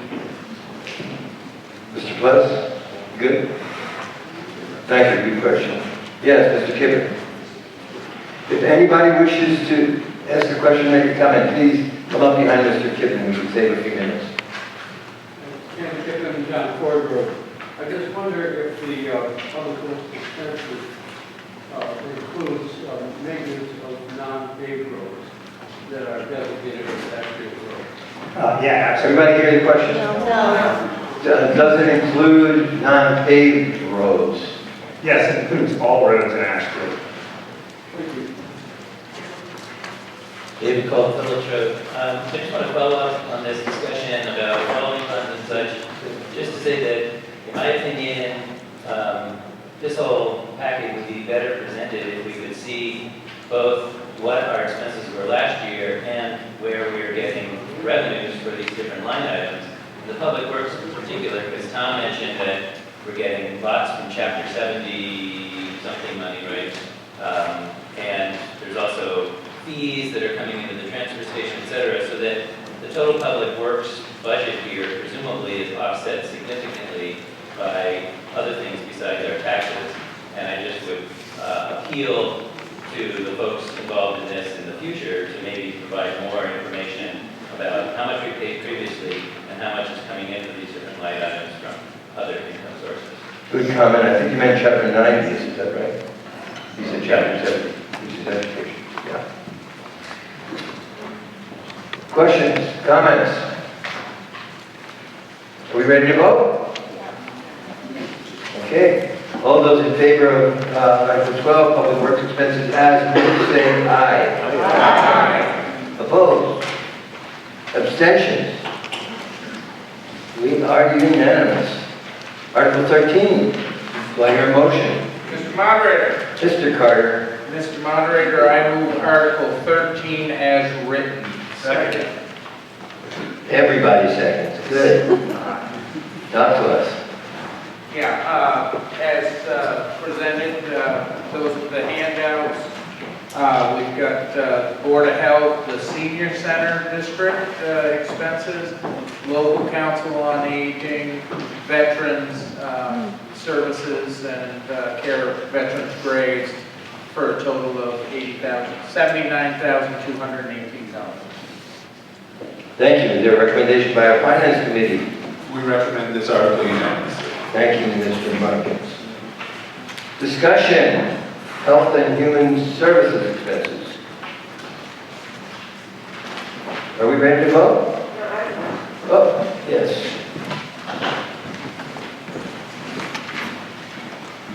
I know you know microphones, so get right on it. Rhonda Luttrell, 459 West Road. I'm just curious what the difference is between the Senior Center and the Council of Aging.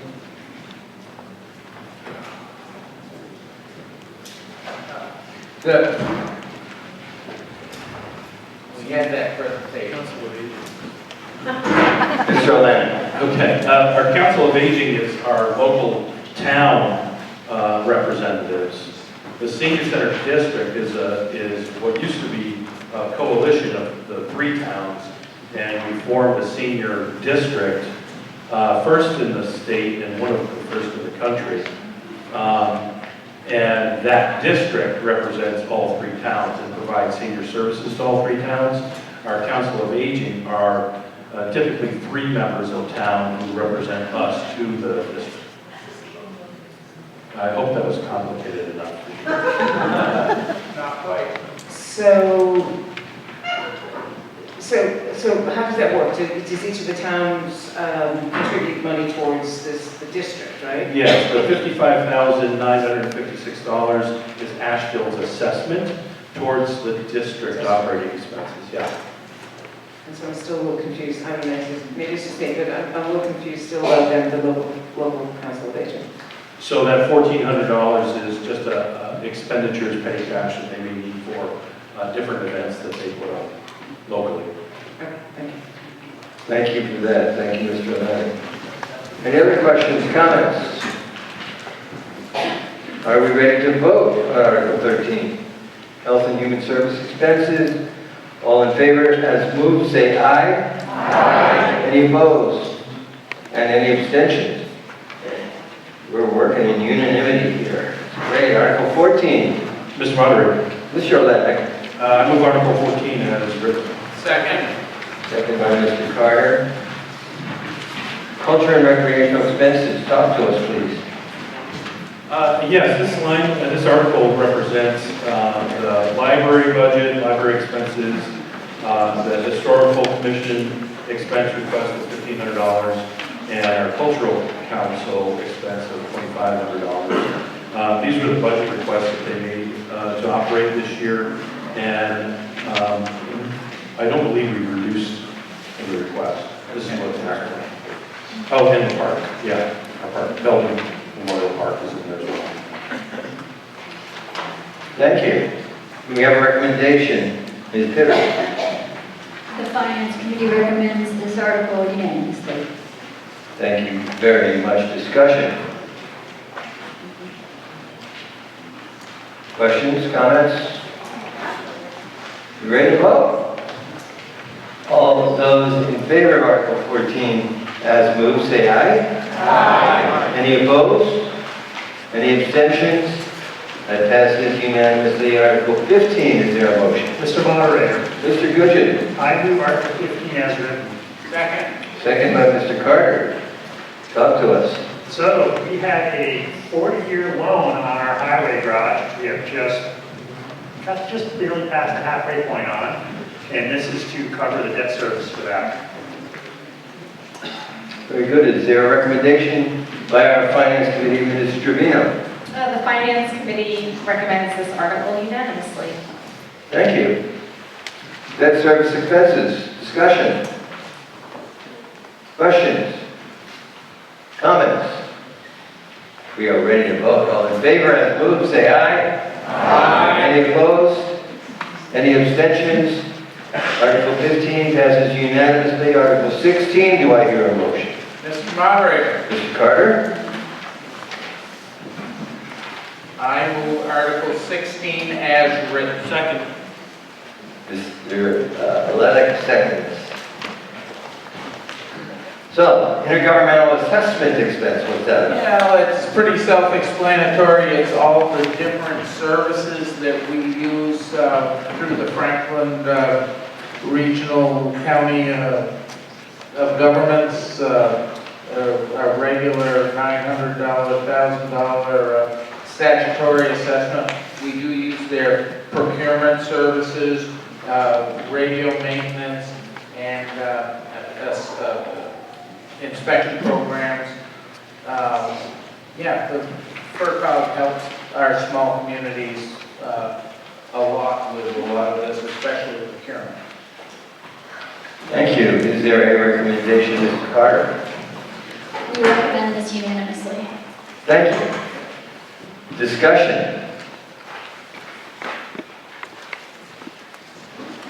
Ready to vote? All those in favor of Article 16 as moved, say aye. Aye. Any opposed? Any abstention? There's a lot of great U's here in my margins. It is terrific. Article 17, employee benefit expenses. Mr. Lennon. Yes, I move Article 17 as written.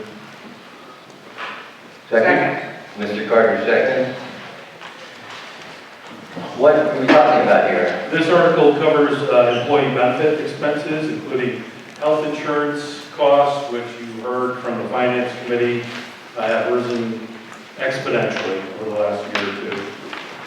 This covers the retirement system, workers' comp and unemployment insurance, all the health care and Medicare expenses. That's what is detailed in this article. Finance Committee Chair Ben Markins, is there a recommendation? We recommend unanimously. Thank you very much. Discussion? Questions, comments? Mic is open. Ready to vote? All in favor of Article 17, employee benefits expenses as moved, say aye. Aye. Any opposed? Any abstentions? That passes unanimously. Is there a motion with respect to Article 18? Mr. Moderator, Yes, Mr. Gudgeon. I move Article 18 as written. Second. Second by Mr. Olanek. Explanation? Yeah, so OPEB is other post-employment benefits, and it's a trust set up so that, essentially, if the town were to go out of business, that there would be money left to pay employee benefits into the future. This hasn't been mandatory, but it's likely to become mandatory in the future for towns to do, so we've been doing some catch-up with this program. What we decided to do last year was to take the money that we're making on some of our investments, to take the earnings from that and put it into this account every year to try to catch up. Approximately $500,000 in liability right now, potential liability. And so right now we've got $67,000 in that, and so we're just folding that money over into that account every year now to try to catch up, so we're not behind when it's mandatory. Thank you. Vice Chair Barfitter, is there a recommendation from our Finance Committee? Finance Committee recommends unanimously. Thank you. Discussion, OPEB. Questions? Comments? Are we ready to vote? All those in favor of funding OPEB as moved, say aye. Aye. Any opposed? Any abstentions? Article 18 passes unanimously. Article 19. Ms. Howe?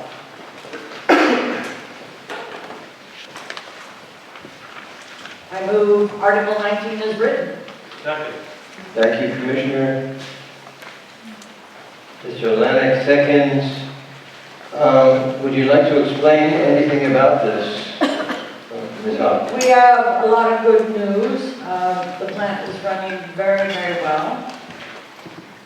We are level funding this year, which is always a plus. We don't have to charge our participants anymore than we have been. And our grant finally came in for researching where we go from here.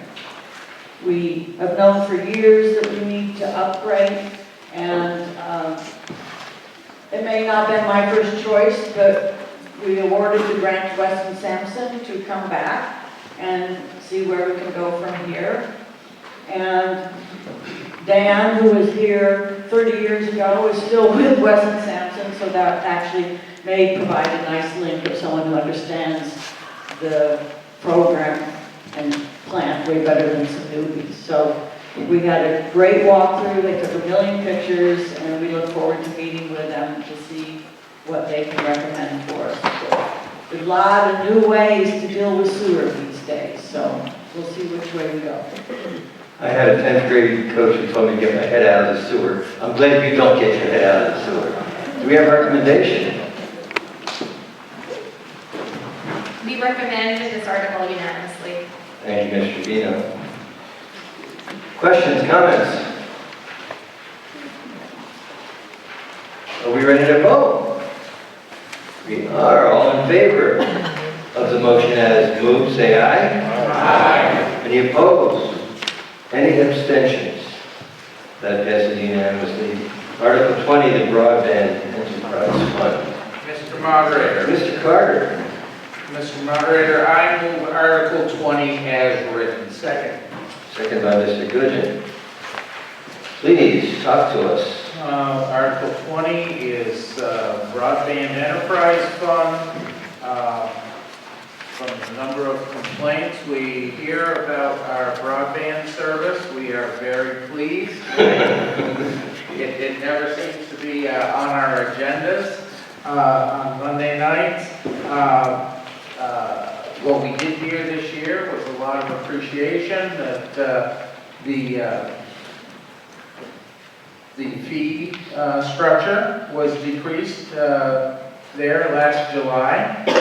That is totally, I think I used the phrase earlier about patient and diligence and stay focused on what our cause was to get that debt paid down in world record time, and we were able to do that, and so we didn't have to get money through fees anymore.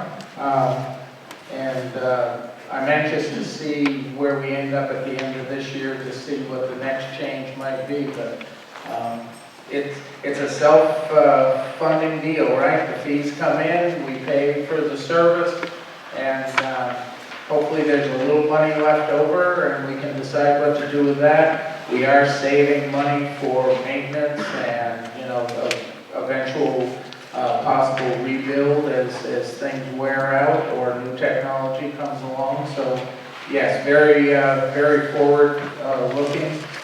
We rely on David Culp to look in on this on occasion and keep track of it and try to figure out, he's the contact with the outside world, so he knows what technology, and we are very, very appreciative of David's help. Indeed. Hold the applause for a moment. Recommendation, Ms. Carter. We recommend this unanimously. Recommended unanimously. Further discussion? Yes, Mr. Kippen. And anyone who wants to make comment or question, please follow Mr. Kippen and stand in line. So it's a simple question. How many town residents are in this program and this finance? How many subscribers? Do we have an answer to that question? Thank you. Percentage?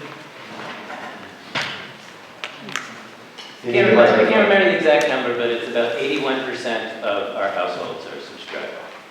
The answer was about 81% of our households subscribe. Mr. Kippen, follow-up question. What is the total number, please? Do you know? Yeah, I can look it up. Just give me a second.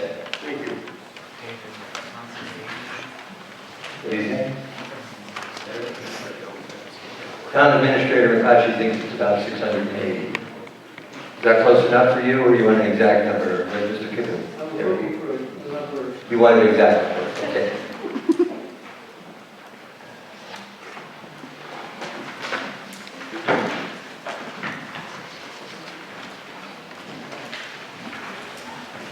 While David's looking that up, it vastly exceeded what was projected when we put the system in. And that was one of the reasons we were able to pay off the debt so quickly, is that it was so broad, you know, being over 80%. I think when we first started to budget this, we were talking about being in the 55 to 60 range of households that would subscribe. And we definitely blew that way out of the water.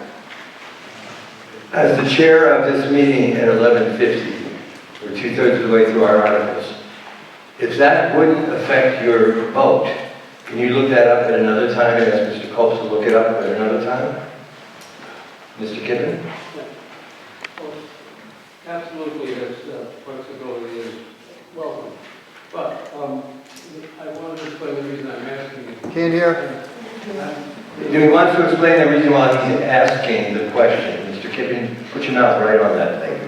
The reason I'm asking is because I live in a rural area that has a Usenet for coverage of the internet.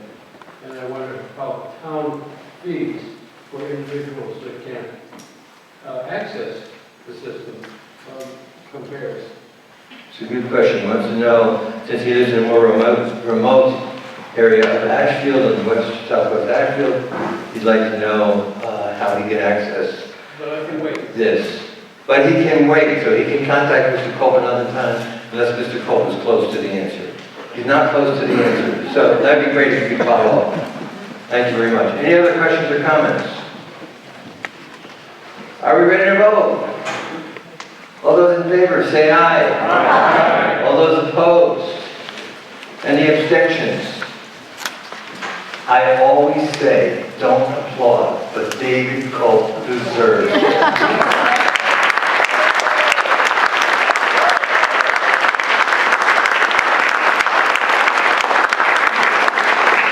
Thank you very much. Article 21, continuing appropriations. Do I hear a motion? Mr. Moderator, Mr. Leonard. New Article 21 as written. Second. Second by Mr. Carter. Talking. I'm sorry? Mr. Goodwin? I get you two so confused.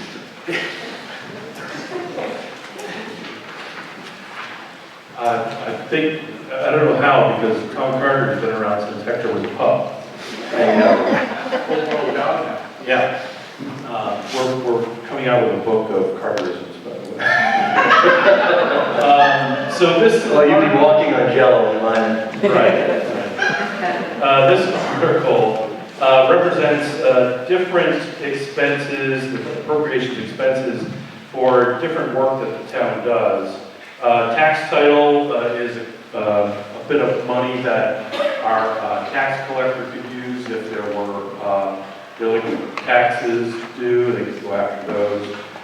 Town audit expense, we're required to have our books audited. That's an outside contractor that does that. Building committee expense, obviously, to take care of our facility here. The Lake Dam burning treatment, as you know, we voted to burn the weeds on the town Lake Dam. That's what that expense is. The other items here don't have any dollar figure in them because there is money in those lines already. We don't need to add any this year. There's enough there to take care of those. Great. Is there a recommendation for the Finance Committee, Mr. Marcus? Yes, we recommend unanimously. Thank you very much. Questions, discussion? You ready to vote? Continuing appropriations? All in favor, as read, say aye. Aye. Any opposed? Any abstention? Article 1 passes unanimously. Article 21. Article... Mr. Moderator. Yes. Can I Mr. just Cole. answer the question?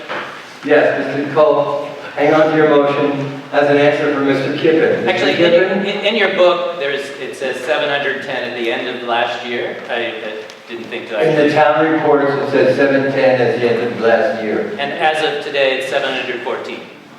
Thank you. I wonder who the four were. Mr. Yes. Moderator, Yes. I move Article 22 as written. Second. Mr. Carter. Oh, talk to us, please. Yeah, so this is our capital projects, and so capital projects are usually one-time purchases, so you notice a lot of things like vehicles, stairs, tennis court resurfacing, and usually there's a $5,000 minimum for this, and for that we can cover otherwise.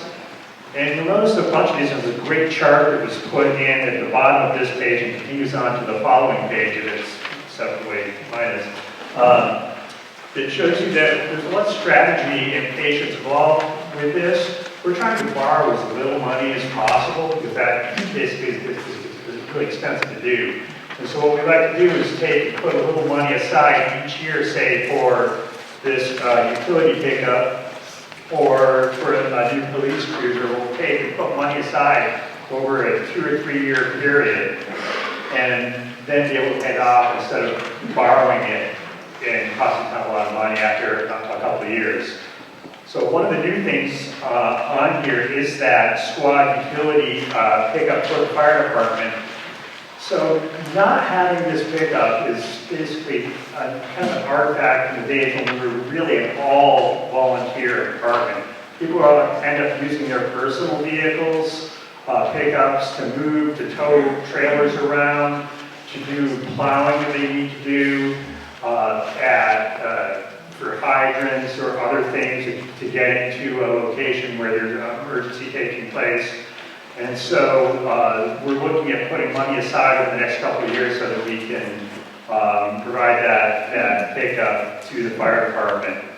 I think a lot of the rest of this might be self-explanatory. The retaining wall is something that we've been talking about for the last number of years. That is, and we mentioned it already today, that is off of the field over here where the old Sanderson Academy was.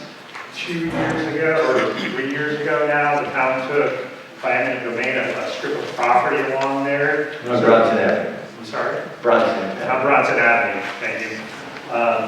So that we can take responsibility to try to get money aside so that we can rebuild the retaining wall, which has been kind of falling down for the last, probably decades now.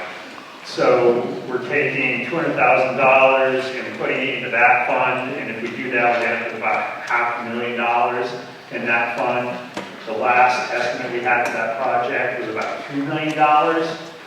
So we're not quite there yet, and what we're hoping that does is puts us in a position to be able to get grant funding, so we have that 25% in place to be able to match a grant if we were able to get it.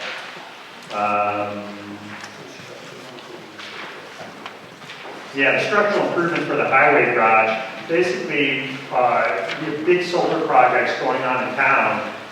Two of them, or the two are down at the wastewater treatment plant. We're putting in a large solar setup array.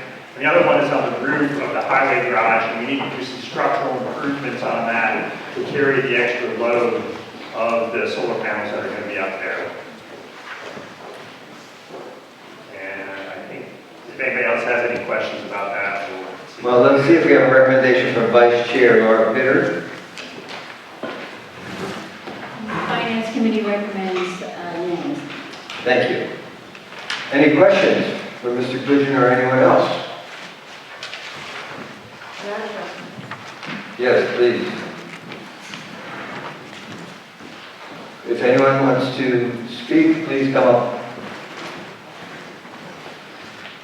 Roundabout West Road. So the solar array, the solar array at the wastewater treatment plant, what is that going to be used for? Where's that energy going to go? well, that's actually not part of this project right here, or this article. but just to quickly hit that, that's going to basically offset use of the power for the entire town. For the entire town? No. Yeah, well, It I'm just happens to sorry. be located at the wastewater. Yeah, for the town of Ashfield, so it'll offset the town's electrical bill, so. Great, thank you. Thank you, good question, Jacobson. Juliet Jacobson, John Woodard. My question is also a little more general. I'm curious, you put aside all these monies into different funds. How is that money, is that money invested? Is it in a bank? How is that money held? Yeah, the money is invested, Okay, so. thanks. Good question. Any other questions, comments? The answer is yes. Nice and tight to that microphone, please. Hello. Liza Panorama, Bug Hill Road. Just a quick question. These items haven't been approved yet, right? They haven't been voted that we're going to make these purchases? That's what we're doing right now. Well, so we're putting the funds in the funds for them. But is that necessary, like, is that guaranteed that we're still going to, like, the first one, the pickup truck for the fire department? Is that something we've already voted on that we are purchasing? We're basically putting money aside for that right now with the intention of purchasing it.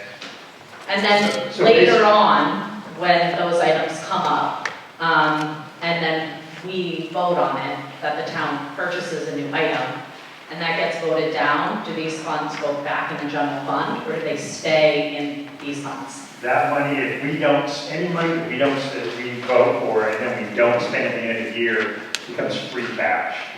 That number, so that's basically unspent funds could roll over into the following year's budget. So. Gotcha, understood, thank you. That was a good question. Thank you for that question. Questions, comments? Ready to vote? All those in favor of this motion as read, say aye. Aye. Opposed? Abstention? Thank you very much. Article 23, Town Hall painting. We are winging right through them this year. Mr. Moderator. Yes, Mr. Carter. I move Article 23 is written. Second. Second by Mr. Goodgen. So, Article 23 is not a taxation or a raise and appropriate question. This is money from the Fred Cross General Purpose Fund, which we haven't really tapped into for years, which is nice, right? It's sitting there for us. But just before the warrant was written and posted for this meeting, at the beginning of the meeting, Todd and I took a trip outside just to look, especially at the west side and the front of the town hall, noticing that it is definitely going to be in need of some painting. So this is where this article came from, is that in preparation for buying the paint and so forth, to paint as much of it as we can get done. Keep up the maintenance. And who will actually be doing the painting if it happens? Right now, Paul has already talked to the Franklin County Jail, and they have a program that they go around and will help towns with those sorts of projects, and actually they did it last time and did a fine job, absolutely fine job. And so this is just for the cost of expenses, not the cost of labor. That's what we expect. It'll be paint, and maybe when they're doing a really good job, it might be some pizza. Very good. They need pizza. Is there a recommendation from the Finance Committee, Mr. Dino? Yes, we recommend this unanimously. Thank you. Discussion. What kind of pizza? Maybe country pie. Okay, I wouldn't think that's going to be. All right, ready to vote? All those in favor say aye. Aye. Any opposed? Any abstentions? That passes unanimously. Article 24, prior year bill. Mr. Moderator. Yes, Mr. Lennon. I move that the town vote to approve Article 24 as written. Second. Mr. Carter, right? Mr. Good. Oh, was? Yes. There it is. That guy. All right, talk to us, please. So the Historical Commission was working on a project to get a sign made, and the bill for that missed the deadline for submission for last fiscal year. And so instead of having a special town meeting to pay for that, we decided to roll it into this town meeting to have fewer meetings. So that's what this expense is for. Thank you. And my understanding is if this is a special town meeting, to pay for a bill from last fiscal year, we would need 90% quantum to approve it. But because it's the annual town meeting, we need an 80% quantum, which means 4/5 of those voting must vote for it in order to pay a bill due last year. Correct? Correct. Is there a recommendation from the Finance Committee? We recommend Article 24 unanimously. Thank you, Ms. Carter. Discussion? Are you ready to vote? Once again, this will require a 4/5 vote. Customarily, we'd have to count hands to ascertain whether it's 4/5, but we got a bylaw under a statute that allows us to do so, which allows the Ashfield moderator to use his or her judgment to determine whether we've met the 80% quantum. If I'm in doubt, we will actually count. If I'm not in doubt, then I can declare the vote 4/5. All in favor of Article 24 as moved, say aye. Aye. Any opposed? Any abstentions? I think that passed. All right. Article 25, we have a motion. Mr. Moderator, Yes, Mr. Goodgen. I move Article 25 as written. Second. Second by Mr. Land. Please. So currently the town offers an exemption for seniors on their tax bills if their annual income was under a certain amount. This amount hasn't been adjusted, I'm not sure ever. So what we're trying to do here is adopt a clause in Massachusetts general law so that we had a cost of living adjustment yearly to try to just basically try to keep up from where we're at this point. Thank you. Recommendation by the Finance Committee. We recommend unanimously. Thank you. Discussion on Article 25. I'm here. Oh, you're here, I'm sorry. Ms. Russell. Renee Vassalfer, for Safe Trail Road. I don't get that mic, please. Really? It's being recorded. I wanted to ask the Finance Committee if there was some way, it says that this is not retroactive, and I was thinking that we should really look into some way to make it retroactive to when the ability to have the COLA came into being, and I can't tell from the way it's written when that statute first went into effect. But I think this is a really important piece of legislation, especially for our town where we have increasing property values, and I know there's a lot of people here that are on fixed incomes. So we're going to be prospectively putting in a COLA. But I think we should look into seeing if this is some way that we could retroactively put it in so that we could get these amounts adjusted to where the Commonwealth obviously gave us the ability to put it to. Was that? Yeah, well, so that's a really great Mr. Martin. Yes, thank you. That's a great question. It's the question we asked at the hearing, and I would defer to our town administrator who said that we could not, though. If you have an opinion, Paul, that you want to do this, I'm tossing the ball to our town. At the meeting, this question came up. He believes the town administrator, Mercacci, has an answer that we cannot do so. I hate to just throw this at somebody else. That's what I was told by the Board of Assessors, who are the ones that are actually proposing this. But we were told that we can't go retroactive, but we can do it moving forward. It's not as good as it would be if it was retroactive, but it's better than leaving it where it is. I can certainly work with the assessors to see if there are any mechanisms, but last thing I knew, unfortunately, the only thing we can do is moving forward. I think it's worth looking into it because, I mean, if this has been in effect for, like, let's say, 20 years, and our citizens here have missed out, and I can't imagine why we wouldn't have adopted the ability to have a COLA. It just seems like just when you do it pro forma. I mean, that could be 20 years of COLA increases that would go into that thing to make it available to more people. So I just if we can look into that as well. Everyone here? It's worth looking into. Thank you for that. Other questions or comments? Mr. Fitzgerald. Michael Fitzgerald, that was Corner Road. And I just heard two issues. You can lift that mic. There's one such thing as retroactive and pay them back for the last 20 years.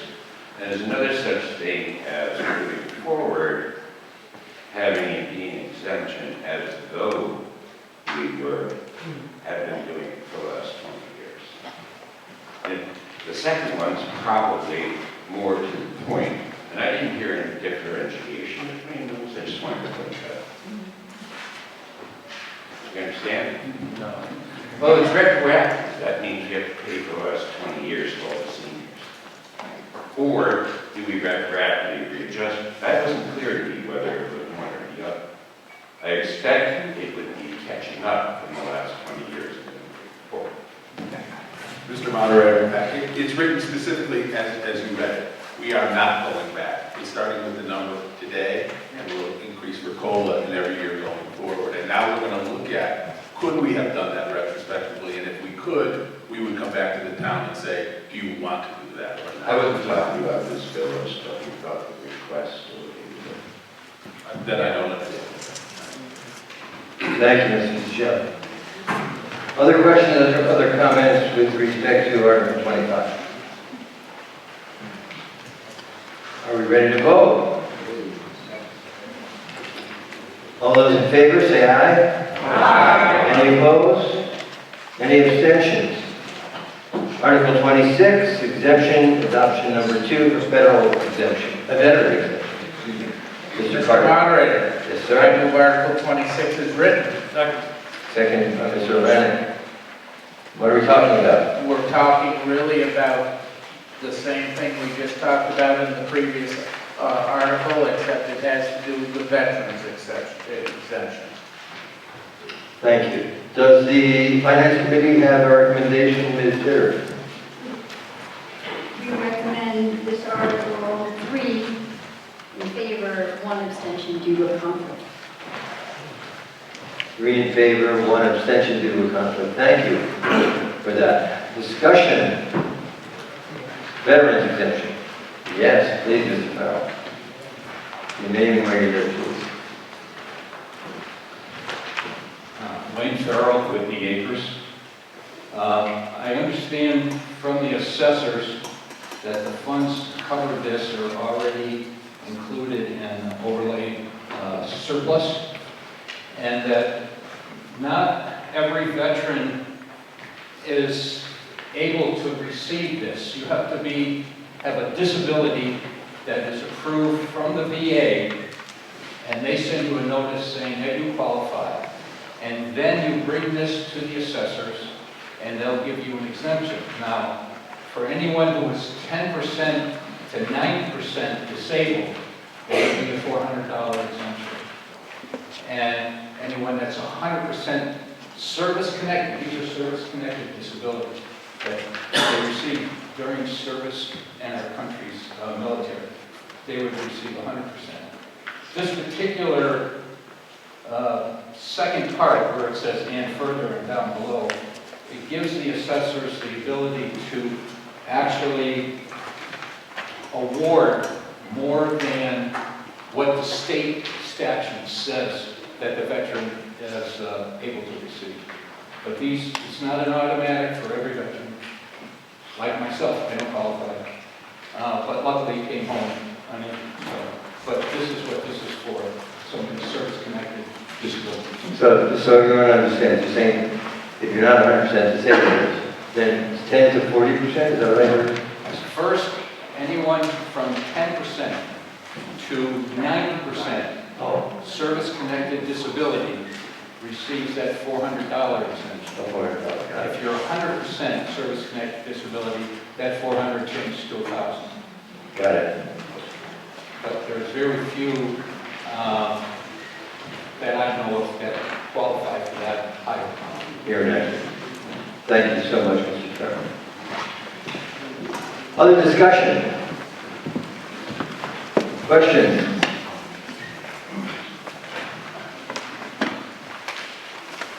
Did I get the finance committee's recommendation on this?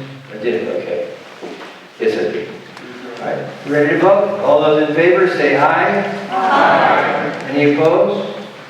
Any abstentions? Article 27, zoning bylaw amendment. Mr. Bright. I move that the town vote to add section 76, use regulations of the town of Ashfield zoning bylaws, a new subsection K as written in Article 27 of the bylaws. Second. That was seconded. Thank you. So lots to unpack here. What can you tell us about this, Mr. Bright? On behalf of the planning board member, Adam Bright. First is Jeff Lacey or Megan Rhodes in the room. Jeff Lacey, Megan Rhodes. Okay.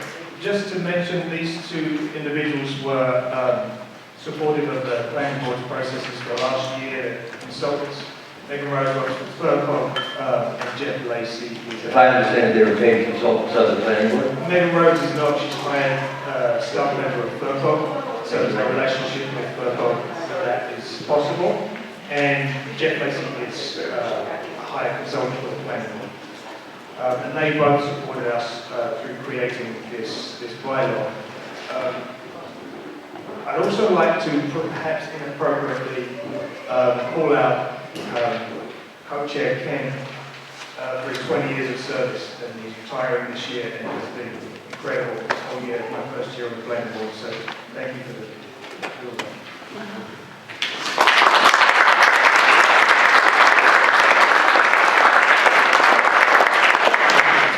I just want the record to reflect this is recommended by the planning board that the town vote this bylaw in, correct? Absolutely. Okay, that's a requirement as I understand it. Yes. Okay. So I'm going to speak very simply about this. You will all have this handout, which is kind of a cheat sheet for what this is. Essentially, though, this bylaw is a response to the state law that is already enacted.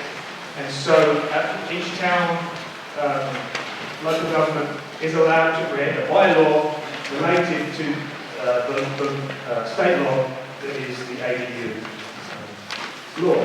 The idea of the state is to encourage ADUs, which are accessory dwelling units, as a way to combat the housing crisis that the state and our town and our county all face.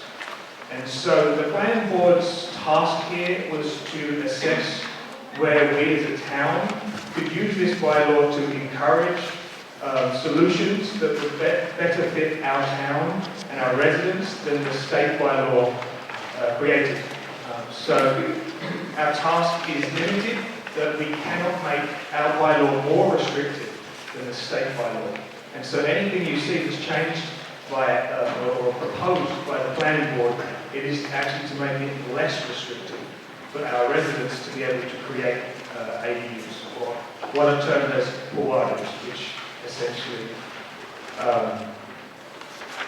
is your right, our right as residents, property owners, to be able to have these ADUs. The two things I want to point you to is the flip side of this cheat sheet. These are the main... Mr. Bright, may I interrupt? I just want to make sure that everyone knows what they're... Is there anyone who doesn't understand what this accessory dwelling unit is? We're going to explain protected use, I assume. But does everybody understand what we're talking about? There you go. This is great news. That's exciting. So the 2 points on the flip side of the cheat sheet essentially is what we are proposing to change from the state bylaw, which you can read here, but I'll read it out. Modified from the state model ADU zoning bylaw, which set the size limit at 900 square feet and no larger than 1/2 the gross floor area of the principal dwelling. The increase in size by right to 1,200 square feet, which is what we're proposing, was felt to better accommodate the need for additional housing. Likewise, the elimination of the restriction limiting the size to no greater than half the gross floor area of the principal dwelling. The reason that we're increasing this and making it less restrictive is that we felt, especially with our Asian community, that 1,200 square feet reflects a more feasible, accessible home. 900 square feet is virtually impossible to make it ADA accessible. And so that is a consideration there. It's Americans with Disability. Yeah, thank you. Thank you. Getting rid of no greater than half the gross floor area of the principal dwelling is responding to some individual requests during the process of folks that had smaller homes as their principal dwellings in town. And that restriction would have meant their Puadu could only be something like 450 square feet, something impossible. So we're trying to rectify that. So the second point there about being located within 100 feet of the principal dwelling.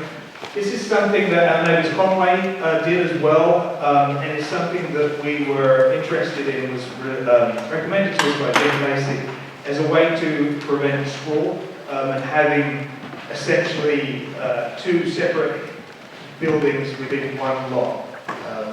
Your Puadu being way away from the principal dwelling. So that's the two things that I would bring to attention, and then I'm happy to answer questions. Terrific. Thank you for that handout. Thank you for the explanation. Why don't you stay up here, Mr. Bright, in case there are questions. So, any questions for Mr. Bright for the planning board about protected use accessory dwelling units as proposed by this motion, about the reason why we're doing this or asked to do this? Question. Mr. Leonard. Tom Leonard, 561 Old Stage Road. I rise in support of this article, but I do have a couple of questions. I'm in support because I think we've all recognized how housing costs have skyrocketed. I didn't think that I would see the value of my principal home rise in my lifetime the way it has. I thought it was unbelievable where things are now. And I don't know how young people could afford to buy a house. And so I support this action. A question I have is, I noticed one of the points here about regulating short-term rentals and that it could be subject to further restrictions that may be developed in the future. Would that be developed by the planning board? Would that come before town meeting? How would that get decided? Exactly. This was something that we were considering bringing to this town meeting as two separate bylaws, a short-term rental bylaw at the same time. And we felt it too convoluted to put the two together. And so in the coming year, we will be working, as one of the things we'll be working on, is a short-term rental bylaw. And we'll be seeking advice from residents as to how we feel about that. One thing that we know that has worked in communities like ours and other communities that are rural and perhaps more of a tourist hotspot is to prevent corporations from owning, whether it's ADUs or multiple units as a tourist-only site. That's something that we probably will consider as one of the main topics of that, but yeah, within the coming year, it will be brought to the town as well. Thank you for the question. Thank you for the response. Other questions, comments? Oh, Ms. Kohler. You don't have to wait for me. You can come right up to the microphone. Thank you. Nina Kohler, Bailey Road. I'm just confused by even putting short-term rental in with ADUs. I guess because someone might want to have a source of income by doing that, building that ADU. But to me, the point of ADUs is increasing housing. That's the purpose, in my mind, of an ADU. We're trying to get affordable housing. A young family could take the big house, grandma could take the little house. You know, it's just works better that way. Short-term rental, then you've got Airbnbs up there. And that's what's happened. That's what's driving the price of housing up. Shelburne Falls, there are many houses owned by people, not corporations, but they don't happen to live in town. They live in Connecticut, and they bought a place and they're renting it out every week, somebody different. That's a house that somebody in Shelburne Falls can't buy. So that's just my... Thank you, Mr. Kohler. Mr. Wright, would you like to respond? Yes, thank you very much. That's exactly right. And actually, the reason we put it in here was to acknowledge that that is a problem. And so to state, as Todd asked quite rightly, so what would be the mechanisms for that? So we are looking at that potential threat to Ashfield. It's not, when you look at the numbers, it's not something like Shelburne Falls that it is an overt issue right now, but the ADU bylaw across the state has been abused in, well, I say, by my opinion, abused to create a series of short-term rental properties, and not really for the focus that you quite rightly mentioned for housing. So I do think we want to get ahead of that before it potentially becomes an issue in Ashfield, and that's what we're looking to do by mentioning it in the bylaw. Thank you, Mr. Wright. Sir, of that item. Hey there, everyone. Zach Chapman, 48 Upland Road. I've been a renter here in Ashfield for about 5 years. I've been honored to call this place home. I love living here. I would love to continue living here. I really appreciate what the Select Board Vice Chair spoke about, how wildly prices have increased and how hard it can be to have affordable housing for folks, particularly younger folks, folks who want to have a family here. So I really appreciate the work that Adam and folks have done to really create this this initiative. Overarchingly, I speak in support, in particularly with the increase to 1,200 square feet.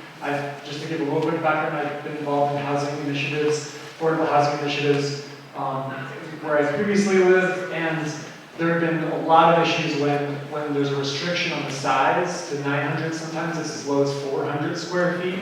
That can really drive the short-term rental aspect. I would like to share just a word of caution around the point of short-term rentals.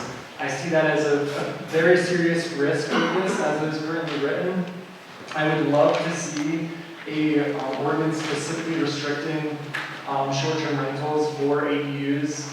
Another aspect of this that's really crucial to comment on is financing. Studies have been shown that because of the limitations of financing ADUs, you can't get a mortgage on them like you could on a house, so such that it results in often statistically wealthier families, households, etc., who are the ones that actually have the capacity to build ADUs in the first place. That then creates a profit motive wherein you need to make back those funds doing higher income initiatives such as short-term rentals. So ADUs are in no way a silver bullet to housing. It is one piece of a puzzle, and I just sincerely hope that there are very significant restrictions placed on the short-term rentals, not just corporations, but individual homeowners as well. And I think there can be a lot of ways to get inventive with that. The last thing I would just share around financing, I think there are possibilities for the ways that the town municipality can step in to support financing with lower income folks who want to build ADUs. My spicy suggestion of the day would be to increase a tax on vacant vacation homes to pay for a affordable housing trust. But I know that might be a little bit too spicy for the folks, but I just did want to issue a word of caution as we consider this initiative, and I really appreciate the work that's been put into it. Thank you very much. Mr. Kohler. Ron Kohler, I just wonder about Title V, and which is our subsurface sewage disposal law in the state, and also about our sewage treatment plant, which I think has some capacity problems. Have all of these things been taken into account? In other words, if a person who wants a grandparent to move in with them on Main Street says, I'd like this, and someone who lives with a septic system in the rural part of town, but all of a sudden there's a moratorium on the sewage treatment plant in town, is that fair to the two different districts? Are you looking for a response, or are you Yes. raising a question? Mr. Bright, then Ms. Pitter, then Mr. King. Yeah, first, thank you, Zach, as well. We'll definitely be contacting you for your help as we put the short-term bylaw together next year. Well received all of that information. Can you speak louder, please? Yeah, well received all of that, the concern that Zach mentioned, and thank you for that. Yes, in terms of Title V, we're on... I'm sorry, I'm just, that Ron Kohler mentioned, is that what you meant? Yes. Yes, okay. Yes, the ADUs have to be permitted as any other permittable project in Ashfield. And so they go through the same permitting processes as if you were building a new building. And that includes Title V. And it's actually one of the big issues and why this state law is not particularly equitable in rural towns versus the towns that have sewer systems, more robust sewer systems. And so the cost of putting an ADU in, if you're not connected to town sewer, may well be prohibitive because of having to upgrade your septic system. And that is actually more than likely depending on when your principal dwelling unit had your septic put in, etc., etc. So that is it's part of the process to permit an ADU. It's not something that the planning board can do much about. In terms of the town sewer, we did, as part of the process, meet with the sewer commission and to see if that would be an issue. The question to Nancy was, if every property that is connected to town sewer all had ADUs attached, would it put us over the limit? The answer was probably not, and at the same time it's very unlikely that all the town properties could have ADUs even with this bylaw because of various different site restrictions for each property. Thank you, Mr. Bright. Mr. Kippen, remember to get nice and close to that microphone. Ken Kippen, Smith Corner. I wonder if this article designated indigenous people would be thought to include immigrants. You want to rather this? I think you're on the next article, Mr. Kippen, not this one. That's okay. Ms. Pitter, I forgot. How did I forget you? Just a quick question. Laura Pitter, 160 Buckland Road. There's a provision in here that the AD would need to be within 100 feet of the principal. We're having trouble hearing you. Yeah, there's a provision in here that the ADU would need to be within 100 feet of the principal residence. But if not, there would need to be a waiver. Can you just explain what the criteria for that would be for getting the waiver, if you know? Everybody here? No. I can answer it. Please, Mr. Bright. So the question is a detail about the 100 feet proximity to the principal dwelling unit and the process for getting a waiver if, for instance, you wanted to be 105 feet or 3,000 feet away from your principal dwelling. And this is an interesting one that I think is going to go through legal. Sorry, one second. It's going to go through legal at the state level as well because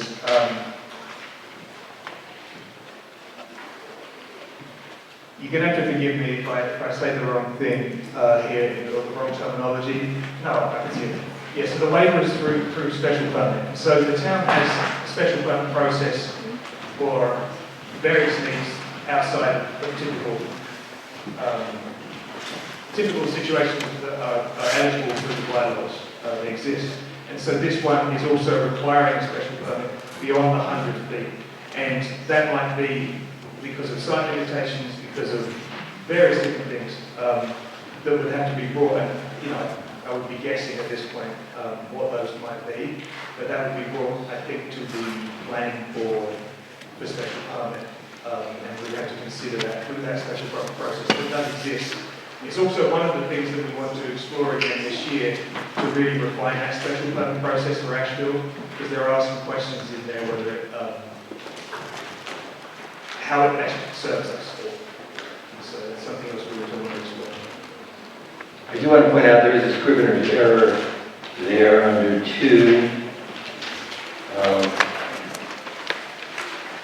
2A, dimensional requirements, and it's capital I, and then 2 small i's. There probably should be 3 small i's.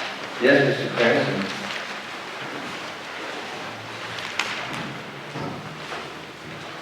That's at 326 Suburban Drive.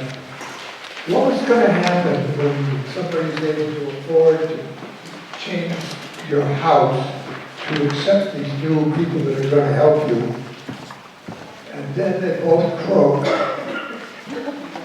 What happens then? Because you've already done things that you're not supposed to do in the first place, as are allowed by this thing that he's just talking about.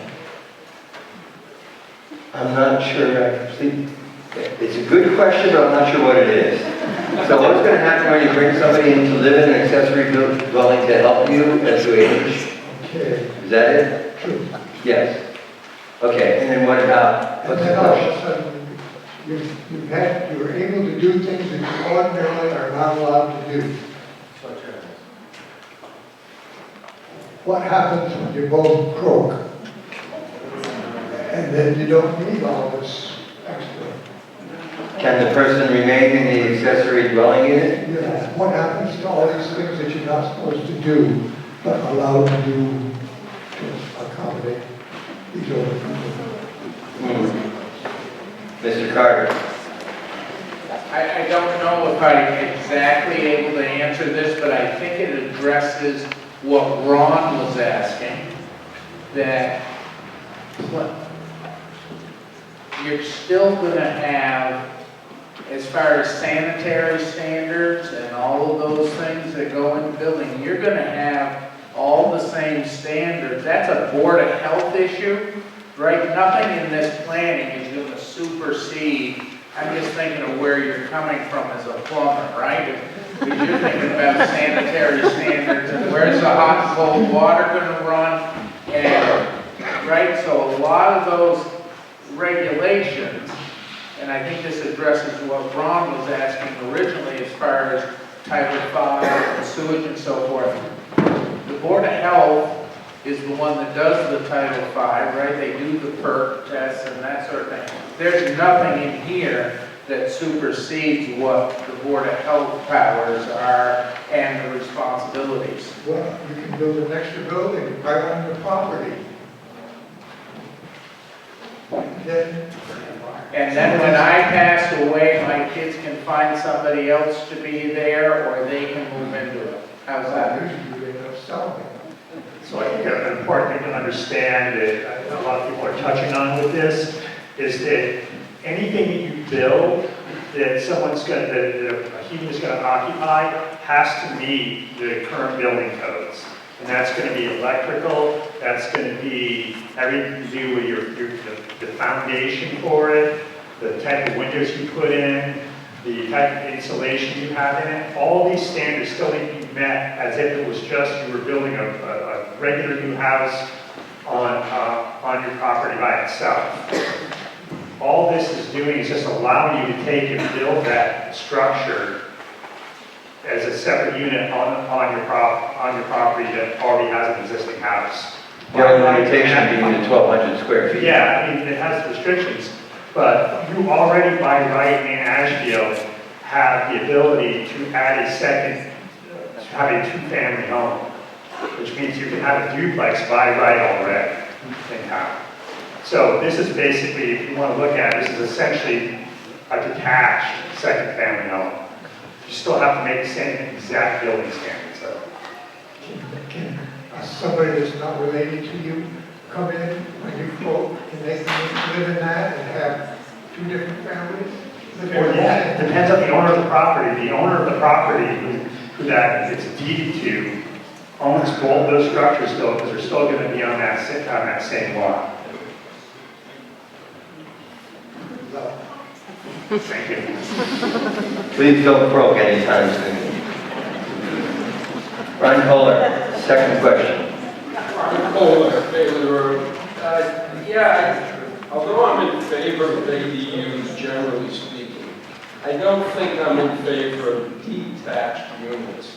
The reason is, having a previous life in engineering, I don't see how in the future you're going to control that separate structure, which might have gotten a waiver to be 300 feet away, from carving out, eventually, having their own driveway, having a separate lot. It doesn't sound thought out to me. However, an attached ADU makes a lot of sense to me, because it's attached physically to the building. Somehow you're going to have to retrofit your subsurface sewage disposal and so on and so forth. But a separate one 300 feet over there is just begging to have its own lot, own ownership, and mess around with our zoning bylaws. So I'm not really in favor. The state one is as attached, is that correct? It isn't. So the state one says detached. Well, I'm not in favor of it, just to let you know. Thank you, Mr. Kohler. Mr. Platt. Well, I think that got answered. The state. Bill Platt. Bill Platt case. Thank The state has mandated that we can now put accessory dwelling units on any property. We don't have to have 4 acres, 400 feet of frontage to split our property. So this bylaw change is not allowing Ashfield to do something different. The state has already said we have the right to do something different, and we're just defining it. We're finding it. Thank you, Mr. Platt. Further discussion, comments? Mr. Fitzgerald. Michael Fitzgerald, Baptist Corner Road. Just adding a note of clarification, my septic system failed last fall, and it is being resized with this bylaw in mind. In case, and I don't plan on building an ADU, I have a two-family house. If anybody ever does, thank you. Good afternoon, Jamie. Nice and tight. Jamie Rogers, South Street. If we eliminate the restriction limiting the size of the ADU to no more than half of the gross floor area of the principal dwelling, is it possible that the ADU at 1,200 feet could be larger than the principal dwelling? Is that a concern that the planning board has considered? Why or why not? Thank you. Yeah, this is an interesting one, and we start to get into the weeds, which I'm happy to do. You're right. Potentially, if you have a small principal dwelling, let's say 1,000 square feet, you have the right under this bylaw to have a larger 1,200-foot ADU. Now, there is something that I'm not sure has come to fruition in the state's understanding of the law of this. Whether that then flips and the new ADU becomes your principal dwelling and the original principal dwelling becomes your ADU, it's not completely clear to me. Additionally, there is a concept that you can buy a plot of land and build essentially a 1,200 square foot building, which would be your principal dwelling, because there's no other principal dwelling on that plot of land, right? And then and you can then start a family in that small principal dwelling. And then later on, concurrently, you're building a larger home. When that larger home is finished, you could then flip the designation of which is the ADU and which is the principal dwelling. This is one of the concepts of supporting young families to be able to afford to buy land and build their own, do it in a kind of flip fashion. I hope that answers your question.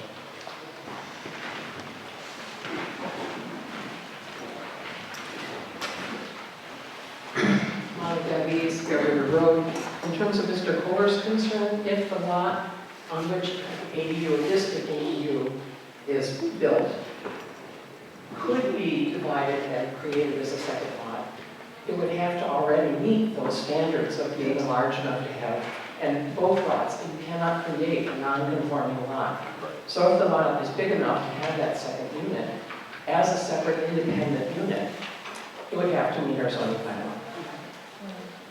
Right, good point. Has to be a pre-existing non-conforming use, yeah. Further question or comment? We ready to vote? Buzz? Yes, Mr. Mr. Carter. Moderator, I'm sorry. Mr. Carter, that's Is okay. this a simple majority? Oh, thank you very much. No, this is required because, so a general bylaw is a simple majority, but a zoning bylaw requires a 2/3 majority. As we stated earlier, we have passed a bylaw that allows the town moderator to declare whether we've achieved 2/3 or not. If I am not sure, I will not declare it. I will ask for a count. But this does require a supermajority of 2/3. Thank you, Mr. Carter, for that reminder. So, all those in favor of the protected use accessory dwelling unit bylaw as proposed in Article 27, say aye. Aye. Any opposed? Any abstentions? Aye.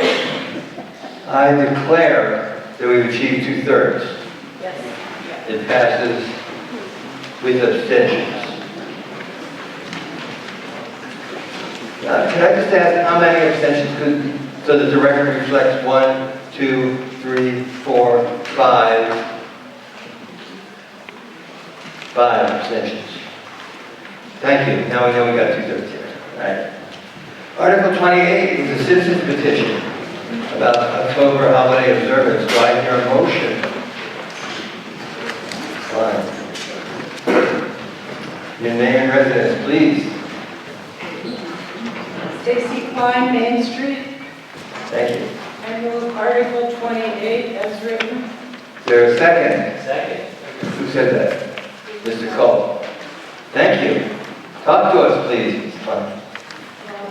I presented this to see if the town will vote to celebrate and recognize the heritage, existence, and Here we go. I can be on my tiptoes. And contributions of the indigenous people of Massachusetts by recognizing the October holiday with the name of Indigenous Peoples' Day. This has been done in Boston, it's been done in many towns in Massachusetts and throughout the United States, and I would really like us to honor that. Thank you very much. I don't think there's a recommendation from either the Finance Committee or the Select Board in this regard. Discussion? Questions, comments? Yes, please line up at the microphone. Mr. Kippen.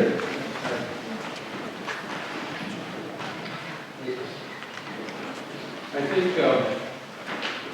it's timely to ask what's the stage of our country's development.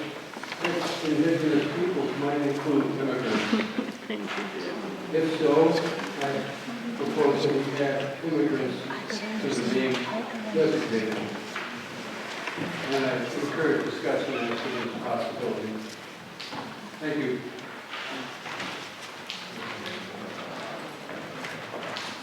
Bonjour, everyone. My name is Samantha Sylvester, and I live on Main Street. I've been here for about 4 or 5 years now. I'm not exactly sure, but it feels like a very long time. I am a citizen of the Sault Ste. Marie Tribe of Chippewa Indians located in Sault Ste. Marie, Michigan. To start, I want to say that I'm not here to educate you on who Christopher Columbus was. I would hope by now you already know. If not, that is part of the problem. Instead, I want to tell you a short story. In 1913, a woman named Isabella Allard was born. She was an Ojibwe woman, despite the fact that her ancestors lived on this land long before it was called America. She was not considered a United States citizen until 1924, and therefore, much of her life was at the discretion of the United States government. This meant that because she was Indian, she was forced into a Native American boarding school, where she made it out alive, even though many children did not. This was during a heavy assimilation era in America, where the goal was to kill the Indian and save the man.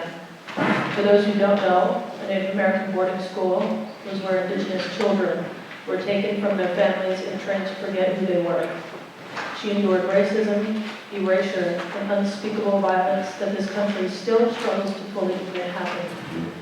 She was the youngest of 16 children, and when she passed away in 2006, she was the last surviving member of the original band of Chippewa Indians. Despite the torture, abuse, and trauma she endured as a child onward in her life, she lived her life in such a way that forgiveness was at the center. That woman was my grandmother. What she went through did not end with her, nor did it start with her. The same is true for Columbus's view of indigenous people. The worldview that took Indian childhoods and lives are the same ones that celebrated Columbus, his claiming of land that was already inhabited, his treatment of indigenous people as less than human. That mindset did not end with him. It started with him, and then it evolved. It became policy. It became boarding schools, and so on. It became generations of people being told they were less than and treated less than human in their own homelands. I hear many people say things like, changing the name of this holiday erases history, but the deeper question to me, and many others, is whose history are we protecting and celebrating and why? That is at the core of this issue. It's 2026. We have access to information to educate ourselves like never before, and yet we are still celebrating people that represent violence, exploitation, and genocide, and that's to put it lightly. Indigenous people were the ones erased. Changing this day to Indigenous Peoples Day does not delete the past, it tells the truth about it. And more importantly, it honors the people who are still here, despite everything done to erase them and us. And I didn't realize this was happening until this week, actually, funnily enough, but I think it's amazing that we have a machine burn going on, which was mentioned earlier, just down the road. And if you haven't had a chance yet, I would encourage you to check it out if there's still time to. It's very special, and it's unfortunately a very rare thing to witness, and you'll hear them singing, playing music, and laughing quite a lot. To me, hearing them and smelling the smoke here and there reminds me of home, and it's comforting to know that they are there to welcome me as an Indigenous person in our ways, which is also rare, unless I'm in my own tribal community. And if you're not Indigenous and you go, you'll still be welcomed in a similar fashion. I appreciate your time to speak, and I hope the right decision is made today. Big wish. Thank you. Mr. Wright, could you help with the microphone? There we go. Good. Gerald, Main Street. I want to also lift my voice in favor of this. I thank you, Stacey and Samantha, for speaking on these. I think it's important that we keep, I'm committed to my learning of all the histories. I'm so happy to live in the town, and as Samantha and others mentioned, that for today and tomorrow still we are able to witness an ancient practice here on our town lake. So I really want to adamantly support this, and thank you all for your time. Thank you. Further questions or comments on Article 28? Did we recognize Indigenous Peoples Day as our October holiday? Yes, Mr. Lennon. I rise in support of this article. Okay. Did you want to speak, Mr. Kidd? I just want to add a comment. We all know that the policy of our present administration in Washington is, we all know that our present administration in Washington is very opposed to immigrants and is legislating, proposing to legislate to prevent their being made citizens. And I think this goes against this history of our country where, I don't know about you, but my grandparents were immigrants. And many of us come from that way of getting here. So I think that we should include immigrants as part of this designation so as to go against the present policy in Washington. Vehemently. I'm sorry, it is 12:54. we are on Article 28, and I haven't had it moderate much today. But what you're proposing is a motion to amend, which is a subsidiary motion to a main motion. So it's up to the moderator to determine whether a proposed amendment is sufficiently within the scope of what was posted in the warrant and what people had noticed, Mr. Kibben, they were going to be discussing. And I think changing indigenous people to include immigrants is so broadly different and overly inclusive that there may be people who didn't come today because they didn't know that was going to be there. This is also a citizen's petition, so it radically changes, I think, the content of the petition. So I think I have to rule, as well-intended as you are, and thank you for your sensitivity to immigrants, I think today, for this particular article, it's out of order to amend it to include immigrants. I appreciate what you said before and what you just said now. Thank you for those comments. But I'm going to rule that a motion to amend is out of order.